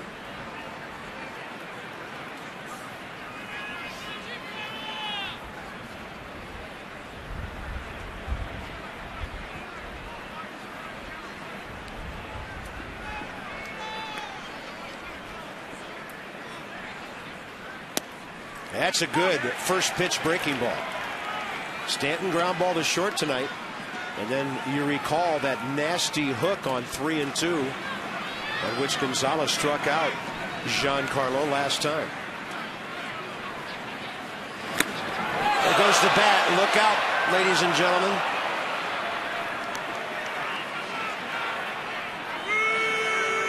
Hey, cold night. That pine tar in the back gets cold too. Warm day, pine tar stays moist on the bat, but on a cold night, that pine tar will dry up, and you see the results right there. Pretty good bat toss. Now Gio Gonzalez can do whatever he wants. Fastball in, swinging strike, curveball, first pitch, first strike. I see one fan shaking his hand. May have been a little contact down there, but everybody's okay, fortunately. No balls, 2 strikes now. Nasty hook again. Inning over. Stanton not interested in running to first. Suzuki will tag him. And Gio Gonzalez, 6 shutout innings with Harper, Zimmerman, and LaRoche straight ahead.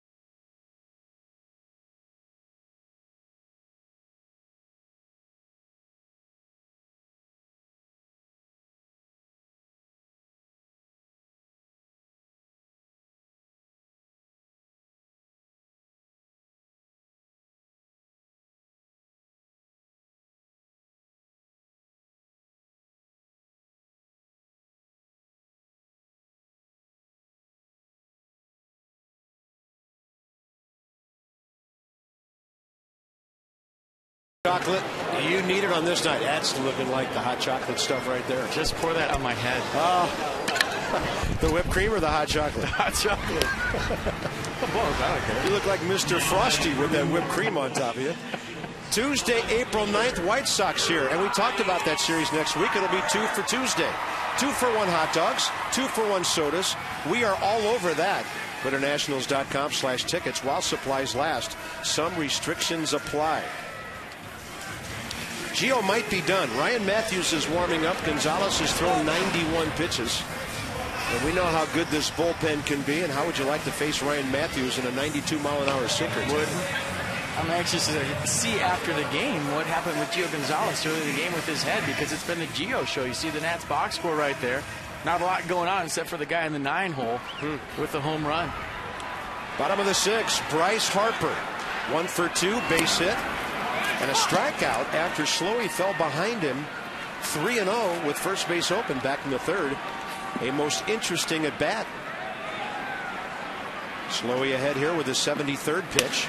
Harper reaching for that, strike 2. Man, that's 87. That looks like 92. Marlins have to be pleased with Kevin Slowey's return to the big leagues tonight.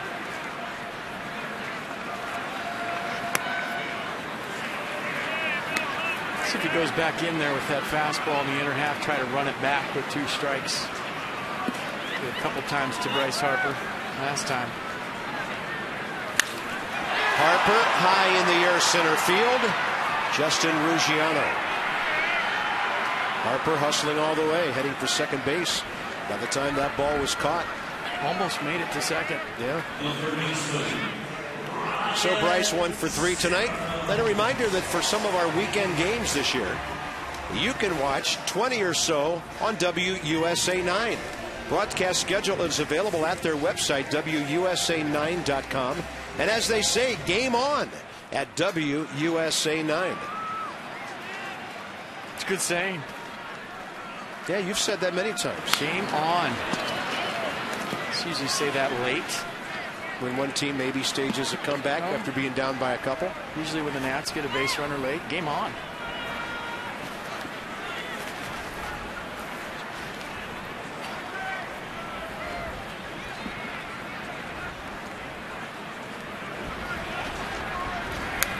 Ooh, Zimmerman, he saw that baby up and in, and he was thinking about hitting it beyond Gio's.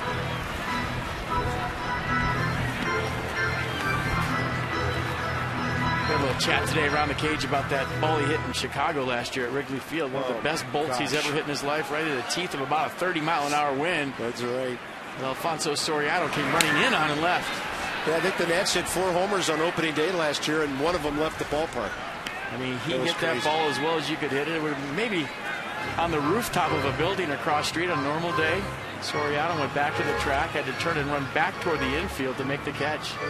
I, for one, am looking forward to Wrigley Field this year, August 19th.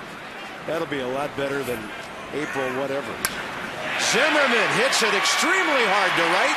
That's going to get into the deep corner and rattle around on Giancarlo Stanton.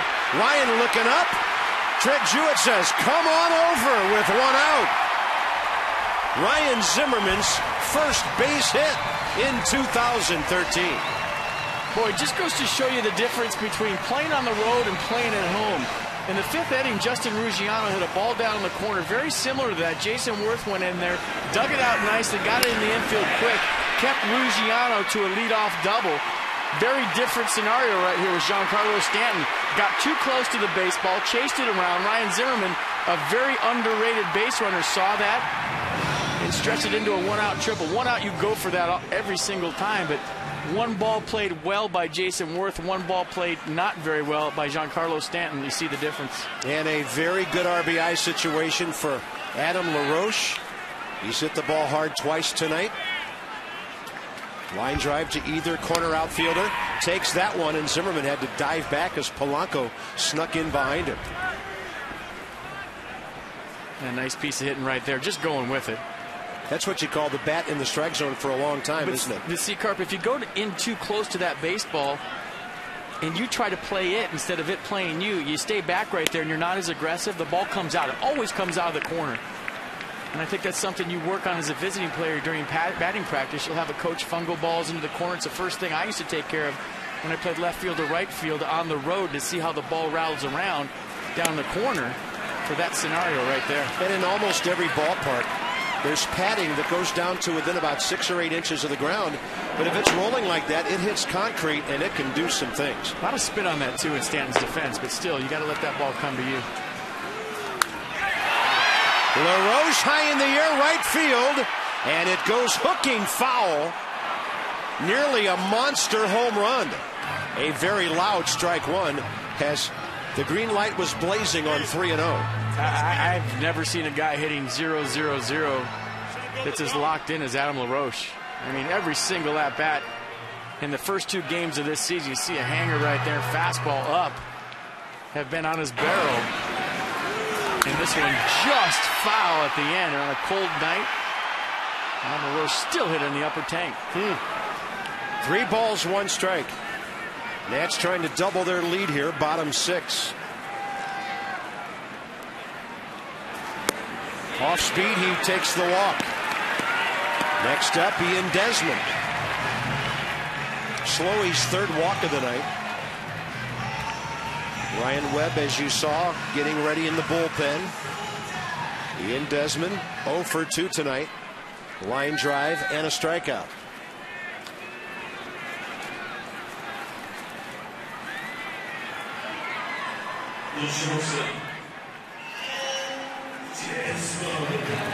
Pretty sure Miguel Oliva went out there and told Kevin Slowey he's swinging. I don't know if you know this, but he's swinging.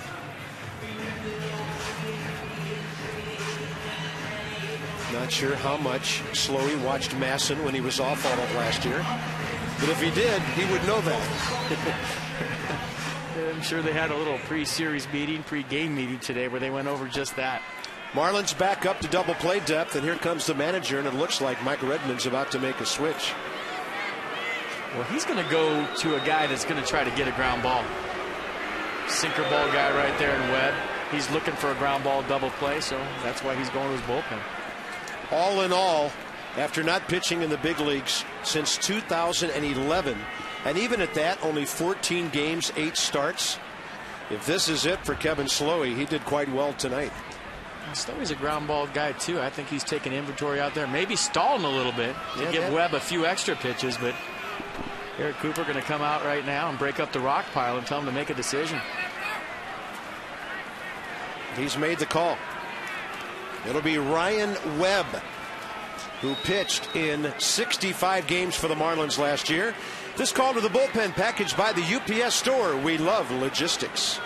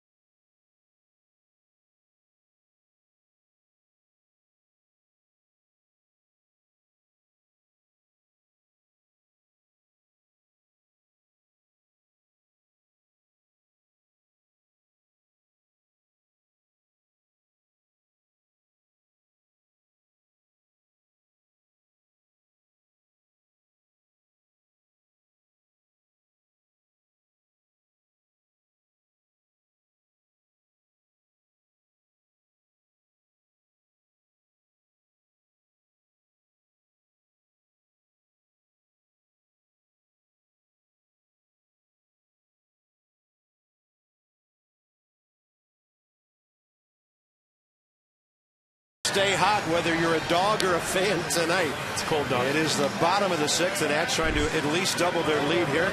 Bob and FP, hey, we admit it. Some of the windows are closed up here. We are at elevation. A cold night, a tough night to hit, and both pitchers, both starters, pretty good. Yeah, doing a good job. Not a night very conducive to offense, as we talked before, but when you talk about this at-bat right now for Ian Desmond, pretty big one. You want a 2-run lead. It's much better than a 1-run lead because it takes the bunt away if you get a leadoff man on. So right now against Ryan Webb, Ian Desmond looking to stay in the middle of the ballpark, get something up in the air to drive in Ryan Zimmerman on third. Ryan Webb, as mentioned, busy for the Marlins last year. He threw in 65 games, 60 innings, 4 wins, a 4.03 ERA, and 44 strikeouts in those 60 innings. So a contact guy who, as you said, likes to get the ball down, give his defense a chance to turn something.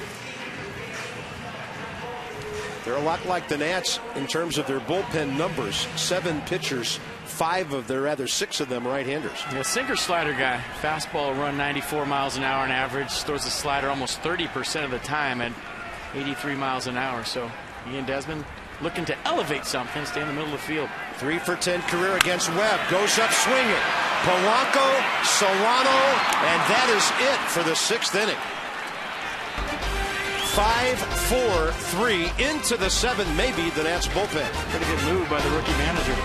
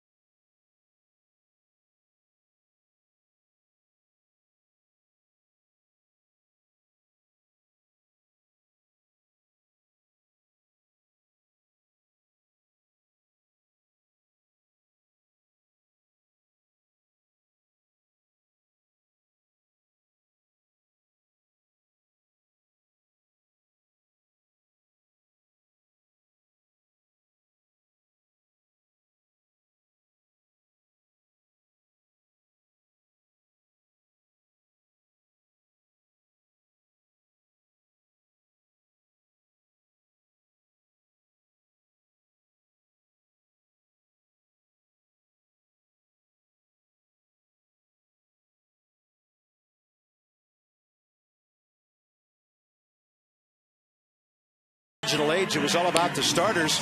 Well, now even more so with Gio's 6 outstanding shutout innings and his bat producing the only run of the game.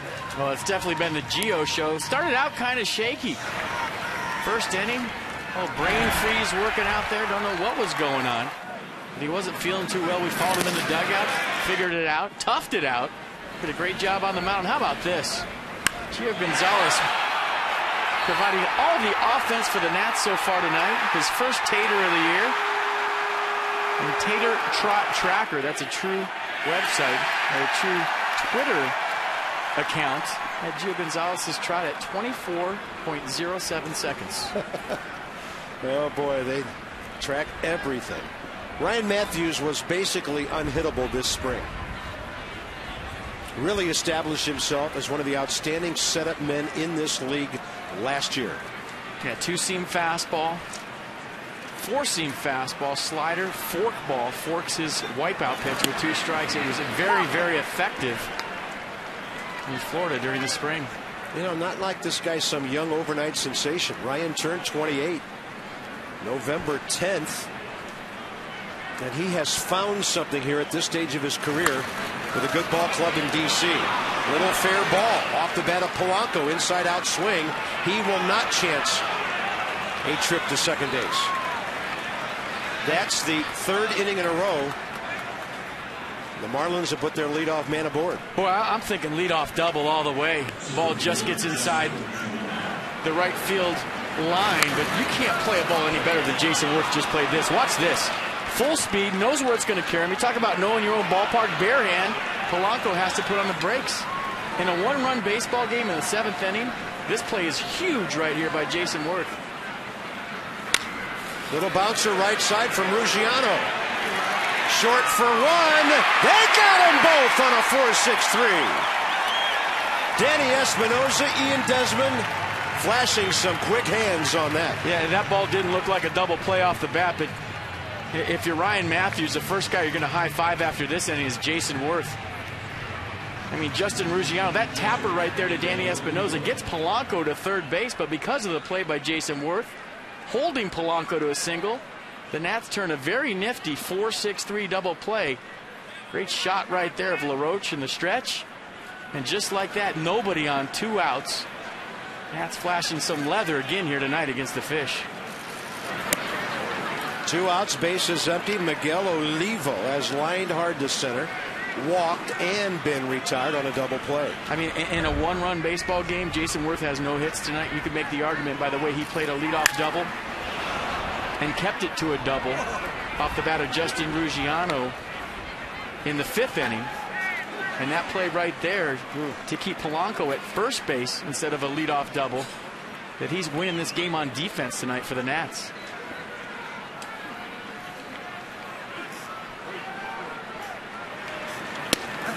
Check swing, strike 2. Little things like that, Carp, separate great teams from good teams and good teams from bad teams. Yeah.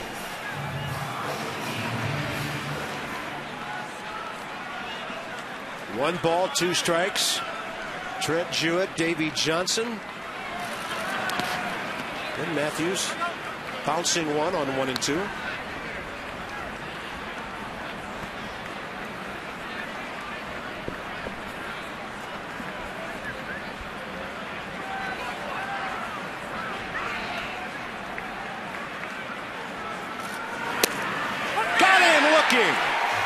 Nasty sinkage at the knees. And all you folks at home, nice and warm, stand up and stretch and tip your caps to the Nats fans braving this one tonight. Ryan Matthews, that patented sinker.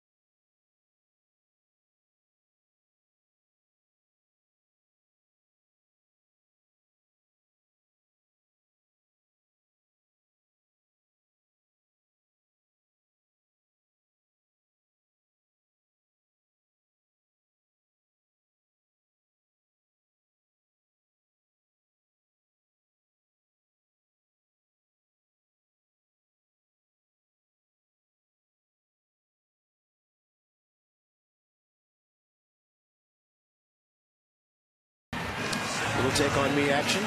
Bottom of the 7th coming up. The Nats will have the bottom of their order. Good job by Ryan Matthews. Wednesday next week, the White Sox are here. $5 beer and peanut night. Nationals.com/tickets. While supplies last, some restrictions apply. They hit the high note pretty good in the first verse. That's what they do right here. See, they do it twice.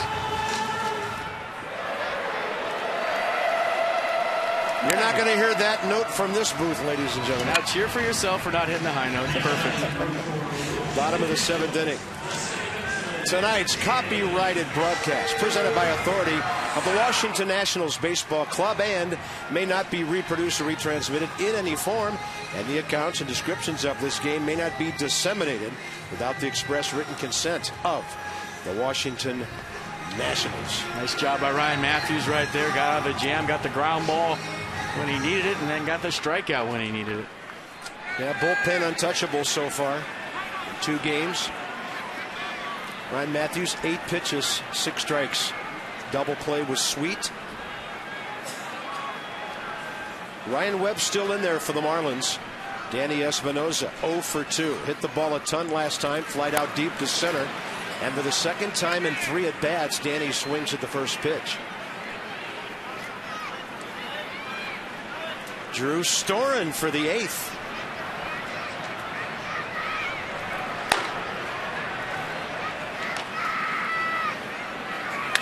Espinosa, booted by Solano. You know, I was about to say 2-hopper, but he didn't charge, and it became a 3-hopper, and the 3rd hop was fatal. That kind of sat on that baseball right there, ate him up. Horizon Fios Exmo. Still feet, equal hard hands. Donovan Solano, generally a sure-handed infielder, nice utility guy. Got a little quiet with his feet right there. Whenever you stop moving your feet as an infielder, your glove gets stiff, your hands get stiff. Well, let's see if the ball club, identified as the winning ball club, with Chad Tracy hitting for Matthews in a moment, takes advantage, whereas the Marlins have not taken advantage of a couple of things they've been presented tonight. Suzuki up in the box. We talked about if you're sacrifice button, sometimes you move up in the box. And Danny Espinosa, a running threat who swiped 20 bases last year. Suzuki can handle the bat. If you're Davey Johnson, Trent Jewett, you could go hit and run right here. You can bunt right here.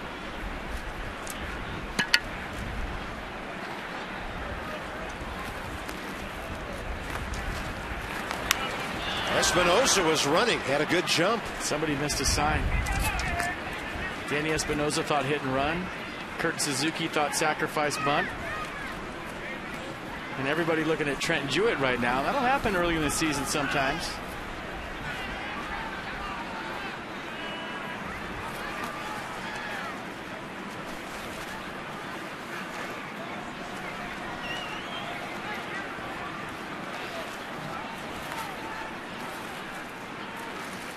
Won the count. Espinosa checked.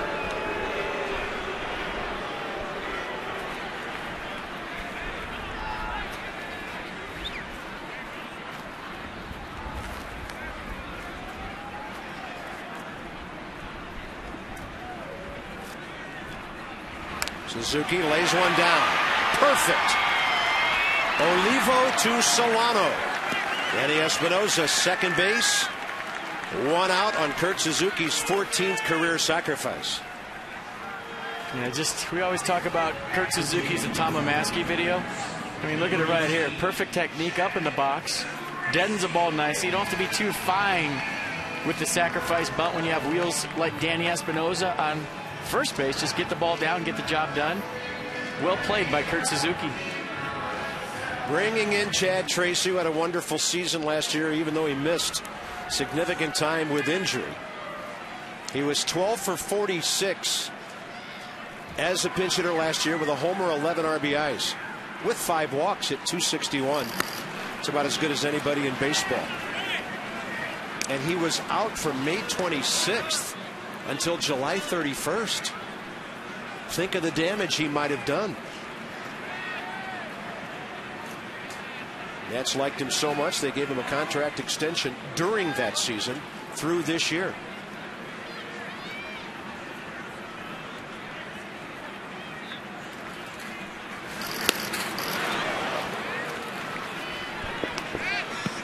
Bottom of the 7th inning as we pass the 9 o'clock hour here at Nationals Park.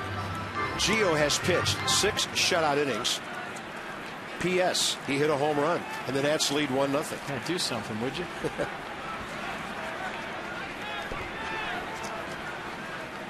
Chad Tracy 0 for 1 career against Ryan Webb.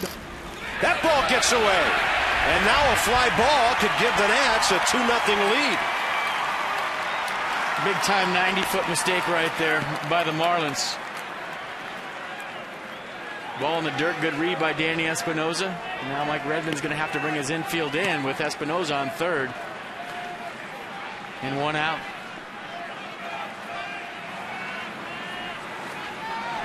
Makes the at-bat a lot easier for Chad Tracy. Not that any of these are easy coming off the bench, especially in this weather.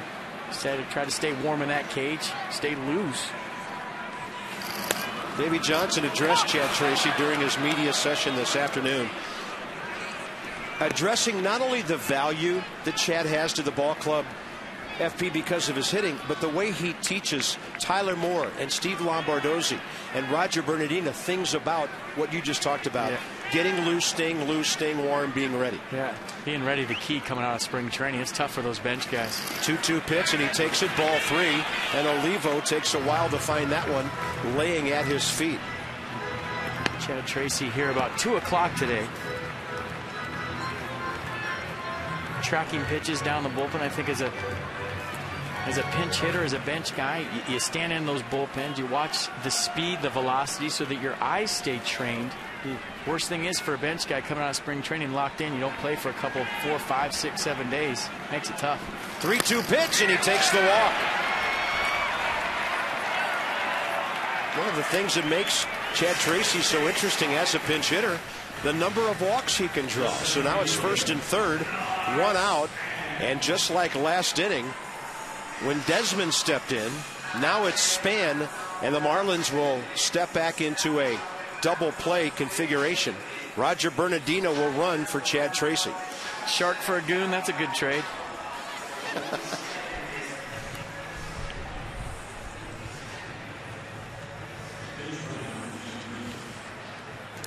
Blinding speed at first and really good speed at third. This is where having only one lefty in your bullpen hurts.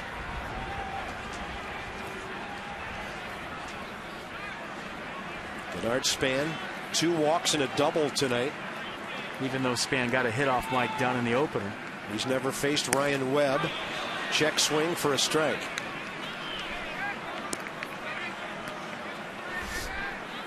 That is A.J. Ramos.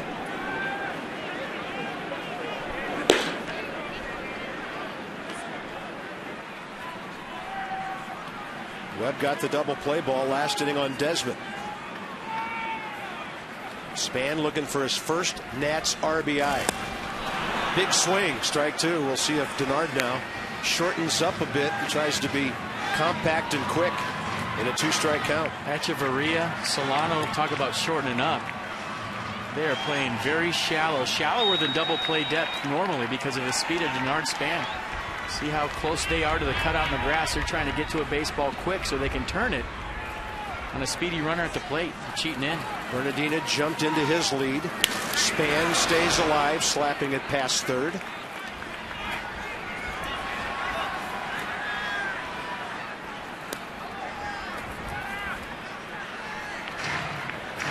Jason Worth, still only 1 out here in the 7th. By the way, Span on base 4 times in a row now. 4 of his 7 plate appearances as an at, getting to first base. 0-2, and a changeup is outside.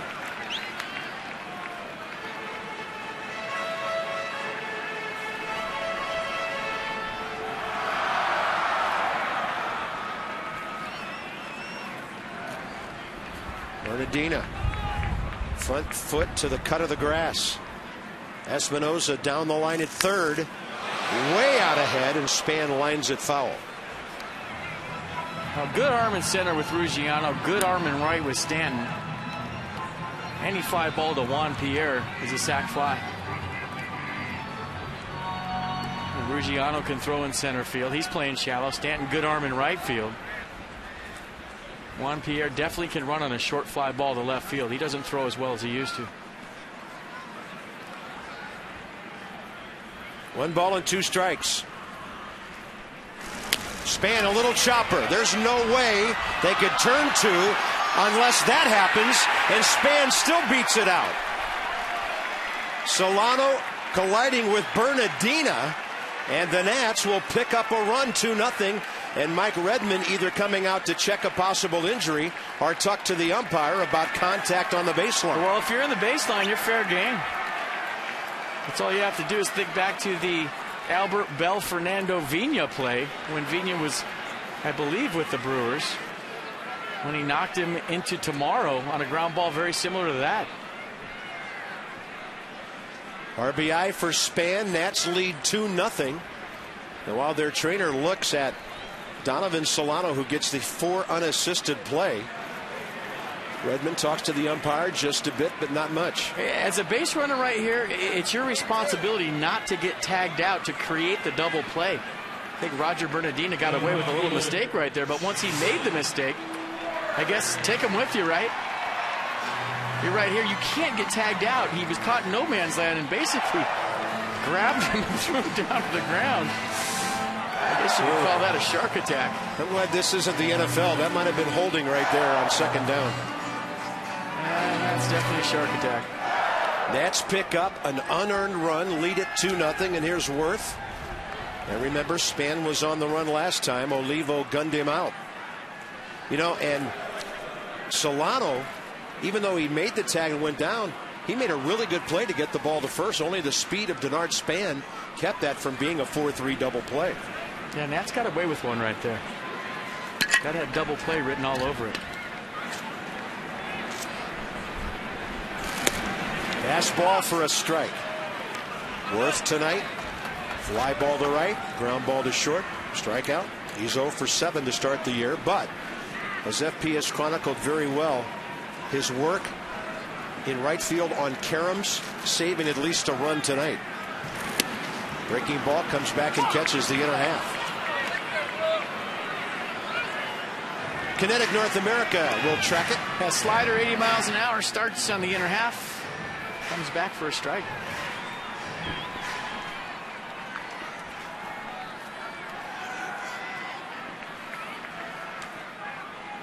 Span a medium lead, and he's back in plenty of time.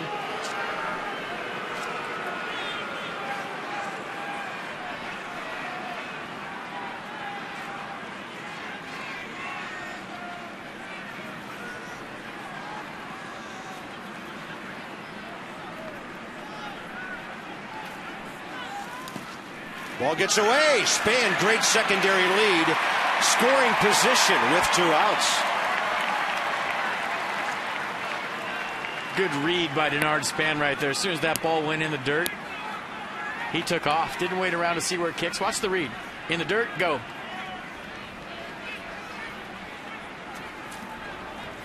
Big ricochet like that, he gets into second easy.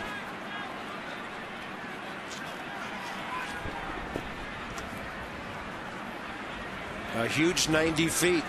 Worth trying to cash it in. Waited for that breaking ball and popped it up to the right side. Solano, Stanton makes the call, basket catch. Sometimes you can score without a base hit, and the Nats have doubled their lead.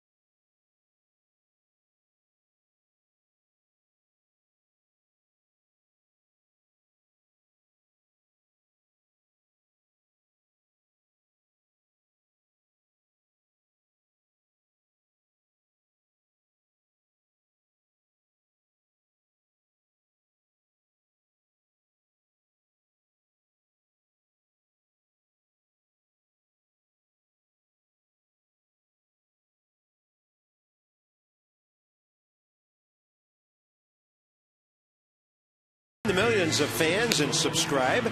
Every out-of-market game live online on your favorite mobile and connected devices in HD quality. MLB.TV Premium. Visit MLB.TV. Baseball everywhere. All right, kids, gather around the TV. Uncle FP is going to tell you that there's two sides to the game, lumber and leather. Jason Worth tonight. In a one-run game up until last inning, has pretty much saved the day. Justin Ruggiano leading off the fifth right here. Worth playing the ball nicely in his home ballpark, getting into Danny Espinosa. Ruggiano with a big turn, which could have been a leadoff triple, holds him to a double. And then right here, does a nice job of watch him sprint to the wall. He knows it's going to hit that part sticking out.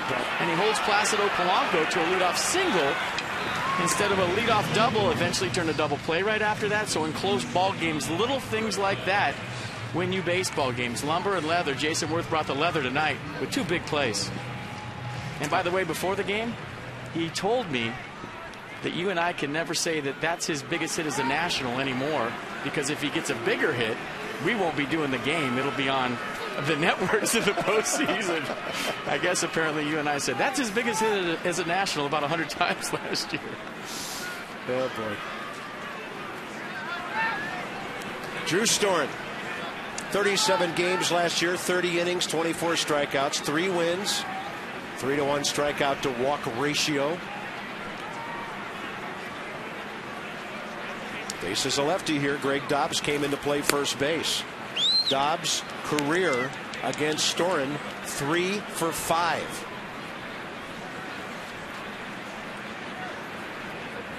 Echeverria, the shortstop next. Then they'll hit for Ryan Webb. Drew from the first base end of that pitching rubber. 93. Had two-seam fastball slider change from Storen. Fastball in the mid-90s. Slider the wipe-up pitch. He'll throw an occasional change up to lefties.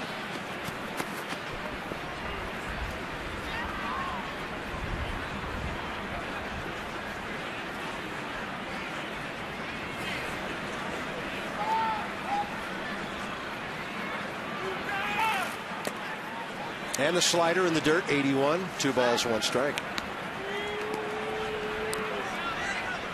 There's Echeverria. And then about 15 feet behind him, Chris Coghlan is on the second top step of the dugout with a bat. Their other left-handed hitter who's not a catcher. High gas at 93, strike 2.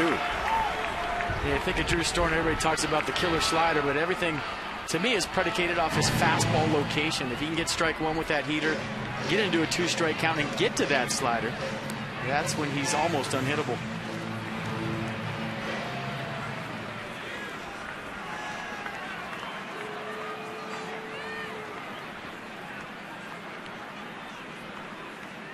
Suzuki moving away. Fastball moving away, and it's fouled away to that side.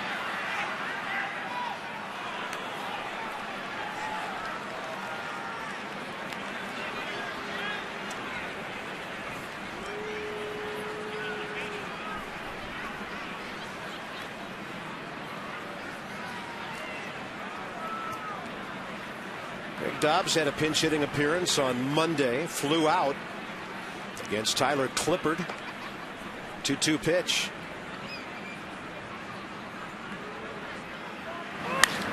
Out to center. Denard Span has to come in as the wind just died and killed that thing. First out, a big one for Drew Storen. Well, tonight, 6 strikeouts by Nats pitching, 5 by Gio and the D.C. area Toyota dealers, helping children and their families by making a donation of $37 for each K to the Children's Inn of the National Institutes of Health. Every strikeout by a Nats pitcher pays off this year.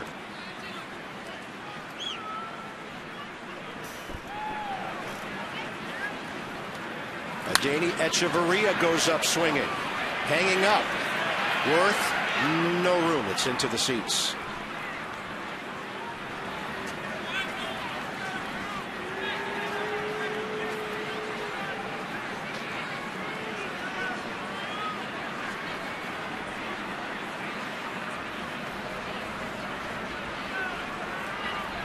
Chris Coghlan 0 for 4 in the opener Monday, batting second. They'll pinch hit in a moment.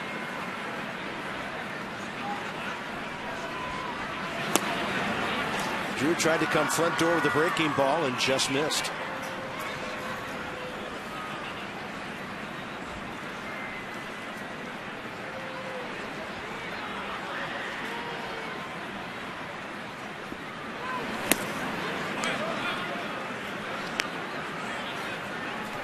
I think all Drew needs is a couple of 1, 2, 3 innings to start the season, and all will be back to normal.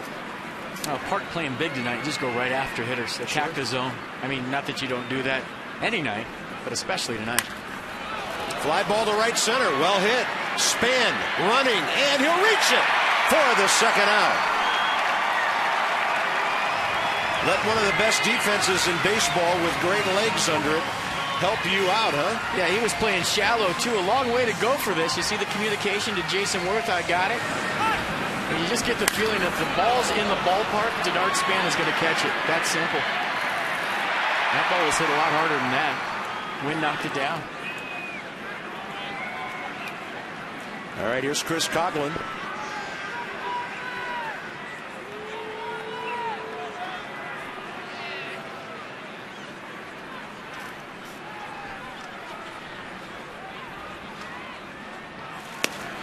Coghlan career against Storen 0 for 4.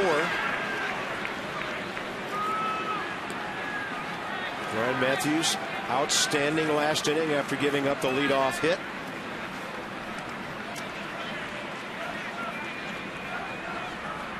And tonight the 8th inning belongs to Drew. 1 ball, 1 strike.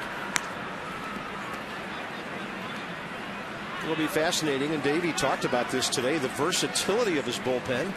He said he doesn't really have a feel for Rafael Soriano yet, how much he can pitch, how many days in a row he can go, but he's got some go-to guys if he wants to give Soriano a day off. Well, based on opening day, I would say as much as possible. Because Rafael Soriano. Yeah, hope he takes that jersey off about 45 to 50 times this year. Yeah, or at least unbuttons it and untucks it. If he untucks it tonight, there might be about 7 layers under there, how cold it is.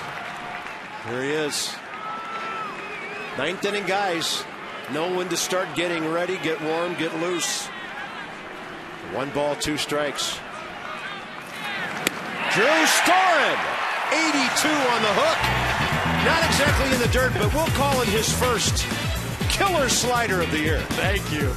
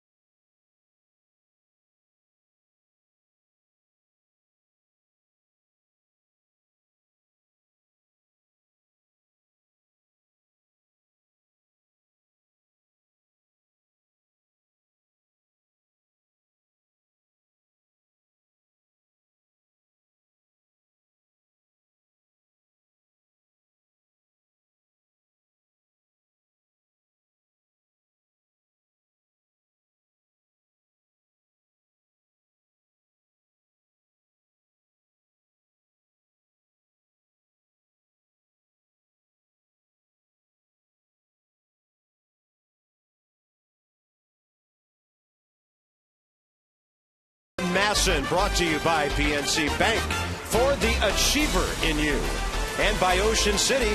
Visit Ocean City, Maryland for SpringFest May 2nd through 5th. Find out more at OCOcean.com. Chilly night in our nation's capital. Nats pitching staff just about impeccable throughout this series, and there's more to come tomorrow. 4 o'clock, Nats Extra 3:30. Jordan Zimmerman goes to the mound. Career highs last year in starts, wins, and strikeouts. And Jordan will be looking for his 24th career win. He'll take on Wade LeBlanc, who made 9 starts with the Fish last year. Johnny and Ray, 3:30. FP and Bob from the booth at 4. And then Jordan Zimmerman sometime around 4:05 for your early rush hour first pitch. Right-hander A.J. Ramos, a product of Texas Tech.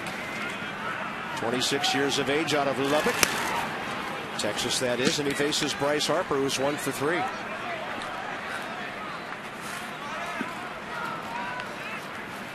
Only career matchup between these two. Ramos hit Harper with a pitch. Bryce jacks it to right field. That's over Stanton's head. Slams off the wall. Bryce wants a 2-bagger, and he's there with nobody out. He hit that every bit as hard as either of the homers on Monday. Well, he jumped on that 91-mile-an-hour offering from Ramos. Check this out. Up in the zone, get on top. And when the ball isn't traveling, Bryce Harper hits it through the wind to right field. Almost had his 3rd home run of the year. Well, he is 4 for 8.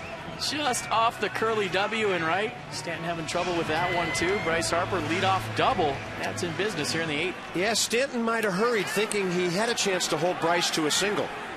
Here's Ryan Zimmerman. Great right field corner swing for a triple last time. Zimmerman up the middle with a base hit. Here comes Harper. Jewett sends him home. Ruggiano's throw, not in time. The Nats lead 3-0. 2 straight hits for Zimmerman, producing his first RBI of the year. Instant offense. Leadoff double by Bryce Harper. Ryan Zimmerman playing the game the right way, trying to move him to third base. Hits it right up the middle. And 3 great at-bats tonight from Ryan Zimmerman. Triple last time up, lined out hard to right field his first time up. And a base hit here his last time up in the 8th. To score Bryce Harper, Trent Jewett, get that windmill going at third. Wow. Nobody out. Hey, Bryce Harper might be smelling some blood in the dugout, and Zimmerman at first. We'll see what the Nats can do here. Nobody out. Couple of hits. Double, single. That's a first look at Trent Jewett waving somebody home. Check this out. Get that windmill going, Trent Jewett. Look at that. He can dislocate something. He might have to ice down after the game right there. You know what I love about it? He was actually in the coach's box. Who does that anymore? That's good stuff. I love it. Trent's a soft-spoken guy who's a great baseball man. A number of years in the Pirates organization. Coached first for the Nats last year with Bo Porter on the other side. He was getting after it. Good stuff. LaRoche 0 for 2 with a walk tonight. Nearly hitting one out of the park last time. The Nats a 3-0 lead. So LaRoche gone for the first out. And Ian Desmond 0 for 3 steps in.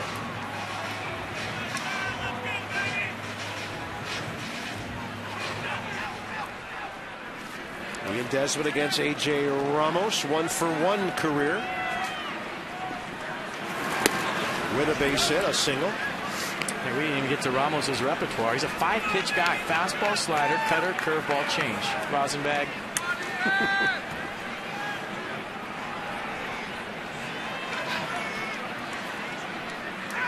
Last year was his rookie year. 11 games. That's one. That one is popped up, and that's for Donovan Solano.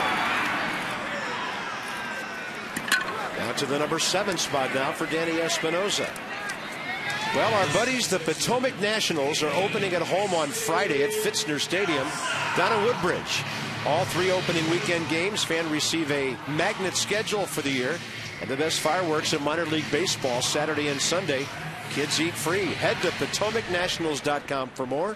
So while the big boys are in Cincinnati, you can check out some high A ball down in Woodbridge. Got a glimpse of the Potomac Nationals in spring training playing the St. Louis Cardinals in Jupiter. Yeah. Some of the Cardinal broadcasters doing the game that day were really happy about that. It's what you get for putting the split squad on the schedule. Henry Rodriguez, if the Nats score another run. Soriano, if it remains a save situation.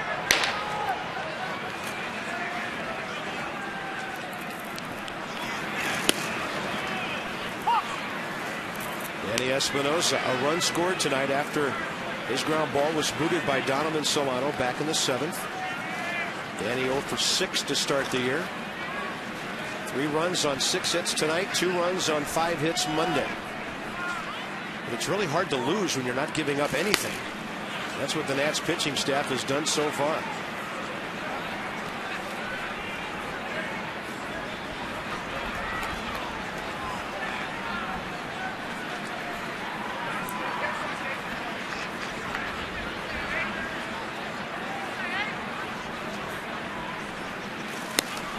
Off speed. That's it for the Nats. But a Harper double, a Zimmerman RBI, and here comes Soriano again. No, that's Henry Rodriguez.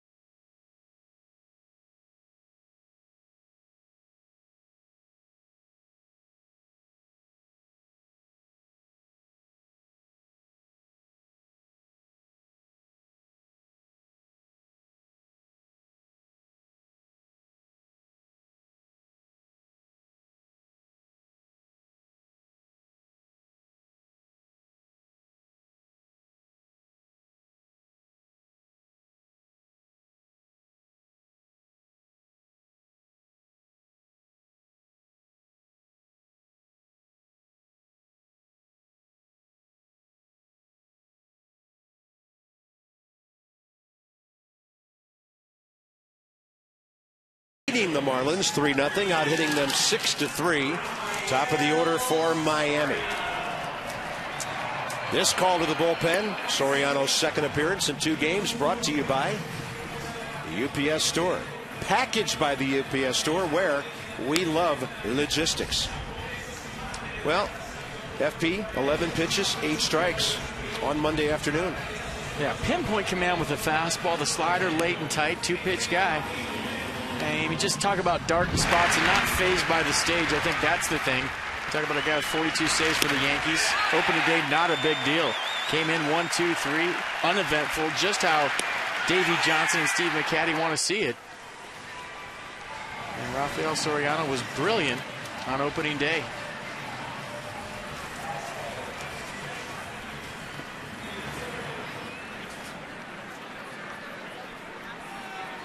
Juan Pierre flew out against him for the first out in the 9th inning Monday. Then he struck out Coghlan and Stanton, both looking. He'll face 2 of those 3 here.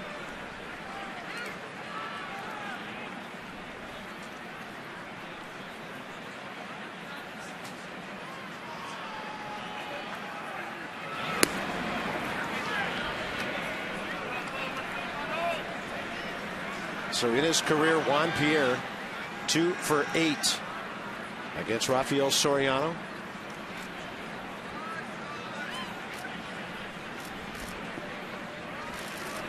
Fastball right there. 88 up in the zone, but tailing away to a tough spot.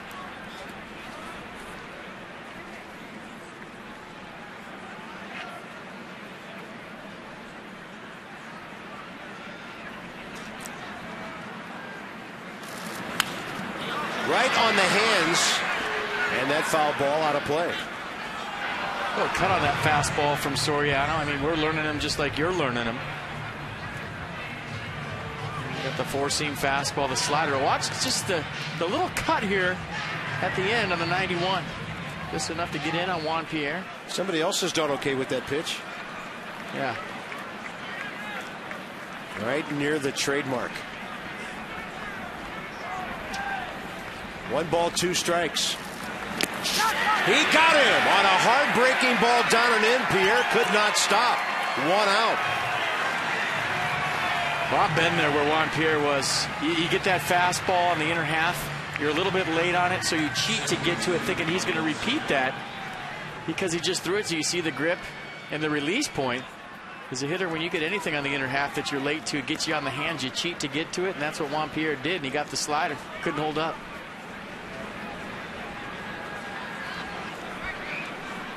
Next up, Donovan Solano, who has never faced Soriano.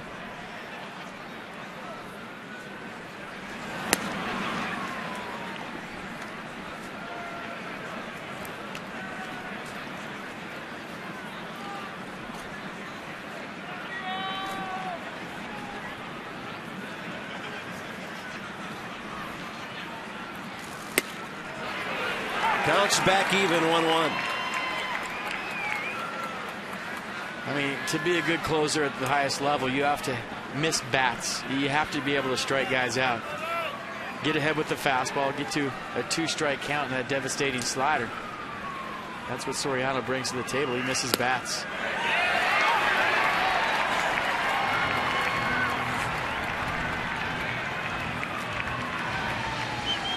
See if he goes to the slider right here in a 1-2 count.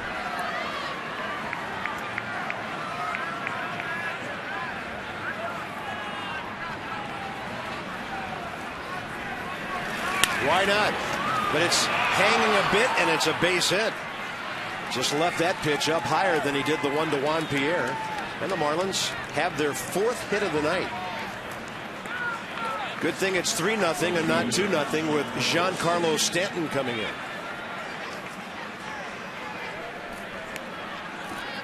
Stanton with that strikeout against Soriano on Monday. 0 for 3 career against him.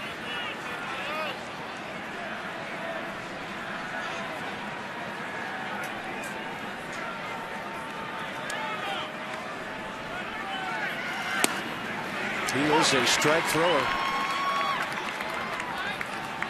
4:05 tomorrow. Jordan Zimmerman and Wade LeBlanc of the Marlins.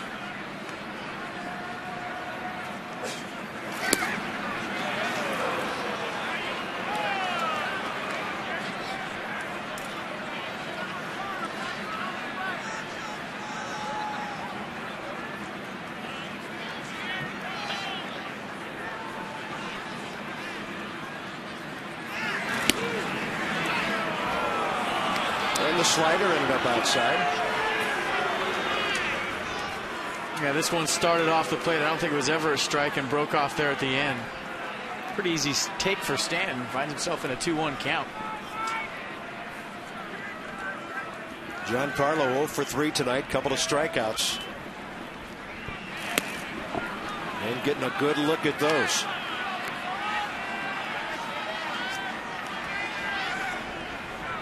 Well, you're up by 3 runs. Placido Polanco, not a power guy on deck.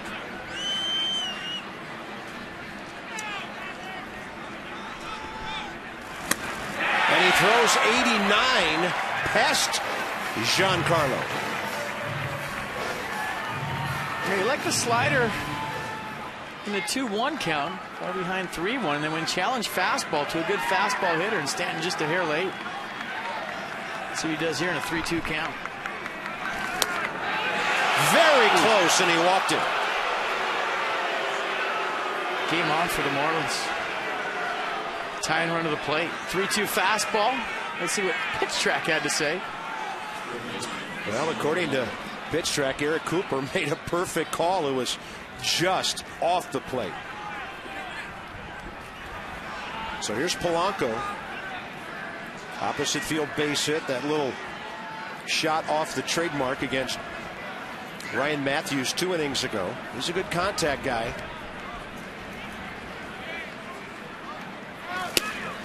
And that fastball rides high.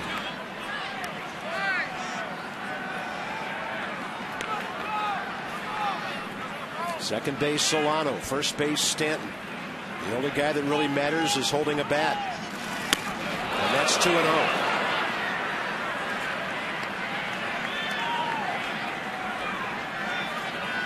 And Soriano blowing on his hand right there. I think he's finding out what a dry night it is, what a cold night it is. I don't think he's really got a feel for the baseball.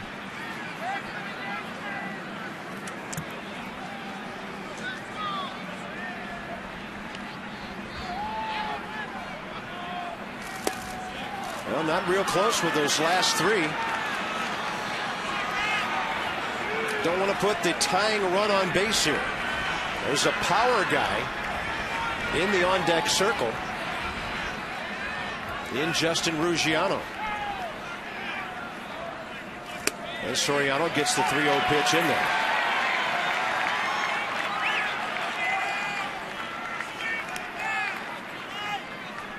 I mean, the one thing he has in his favor right now, even though the tying runs at the plate, is the park is playing huge tonight. Go right after. And Polanco hits it straight back to fill the count.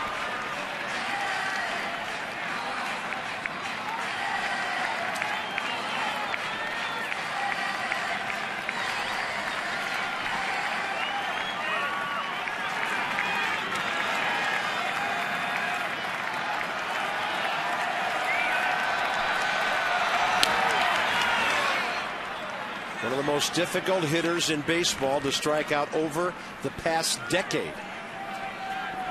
Yeah, how many times you see him in a 2-strike count, spread out, take the stride out of it, just play pepper and hit the ball to right field. That's what he's trying to do right now, the 3-2 count. Rafael Soriano trying to throw a strike.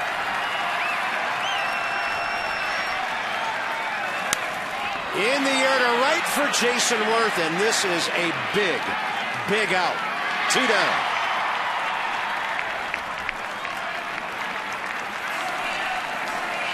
And it'll be a hitter and a pitcher who've never faced each other here. What a great crowd tonight. 26,269 braving a 50-degree evening when the wind chill has to be 15 to 20 degrees colder than that. Yeah, they're into it. Just warm. Applause aren't quite as loud with gloves on, but hey, it's a good effort nonetheless. Ruggiano tonight, 1 for 3 with a double. Perfect breaking ball from one side of the plate to the other.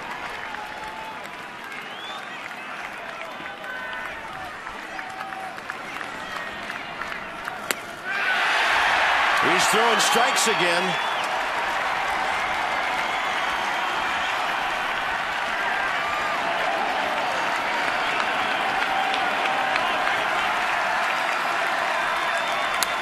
And a fly ball to right.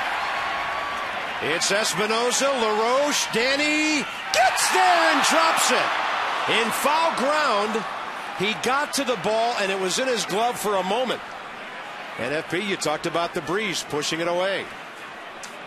I mean, that ball started almost right to Danny Espinosa in his tracks. He started to run for it, realized the wind was taking it, and it just kept pushing it away from him. Get that inside-out rotation.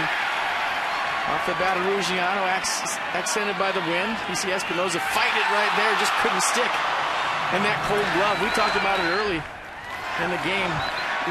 Try to keep those gloves warm any way you can. It's hard for the ball to stick on a cold night. Good effort. No balls, 2 strikes. Ruggiano hits one to center. That's not going anywhere except to Denard Span. And the Nats are 2-0 with back-to-back shutouts. One tuck piece right there from Rafael Soriano.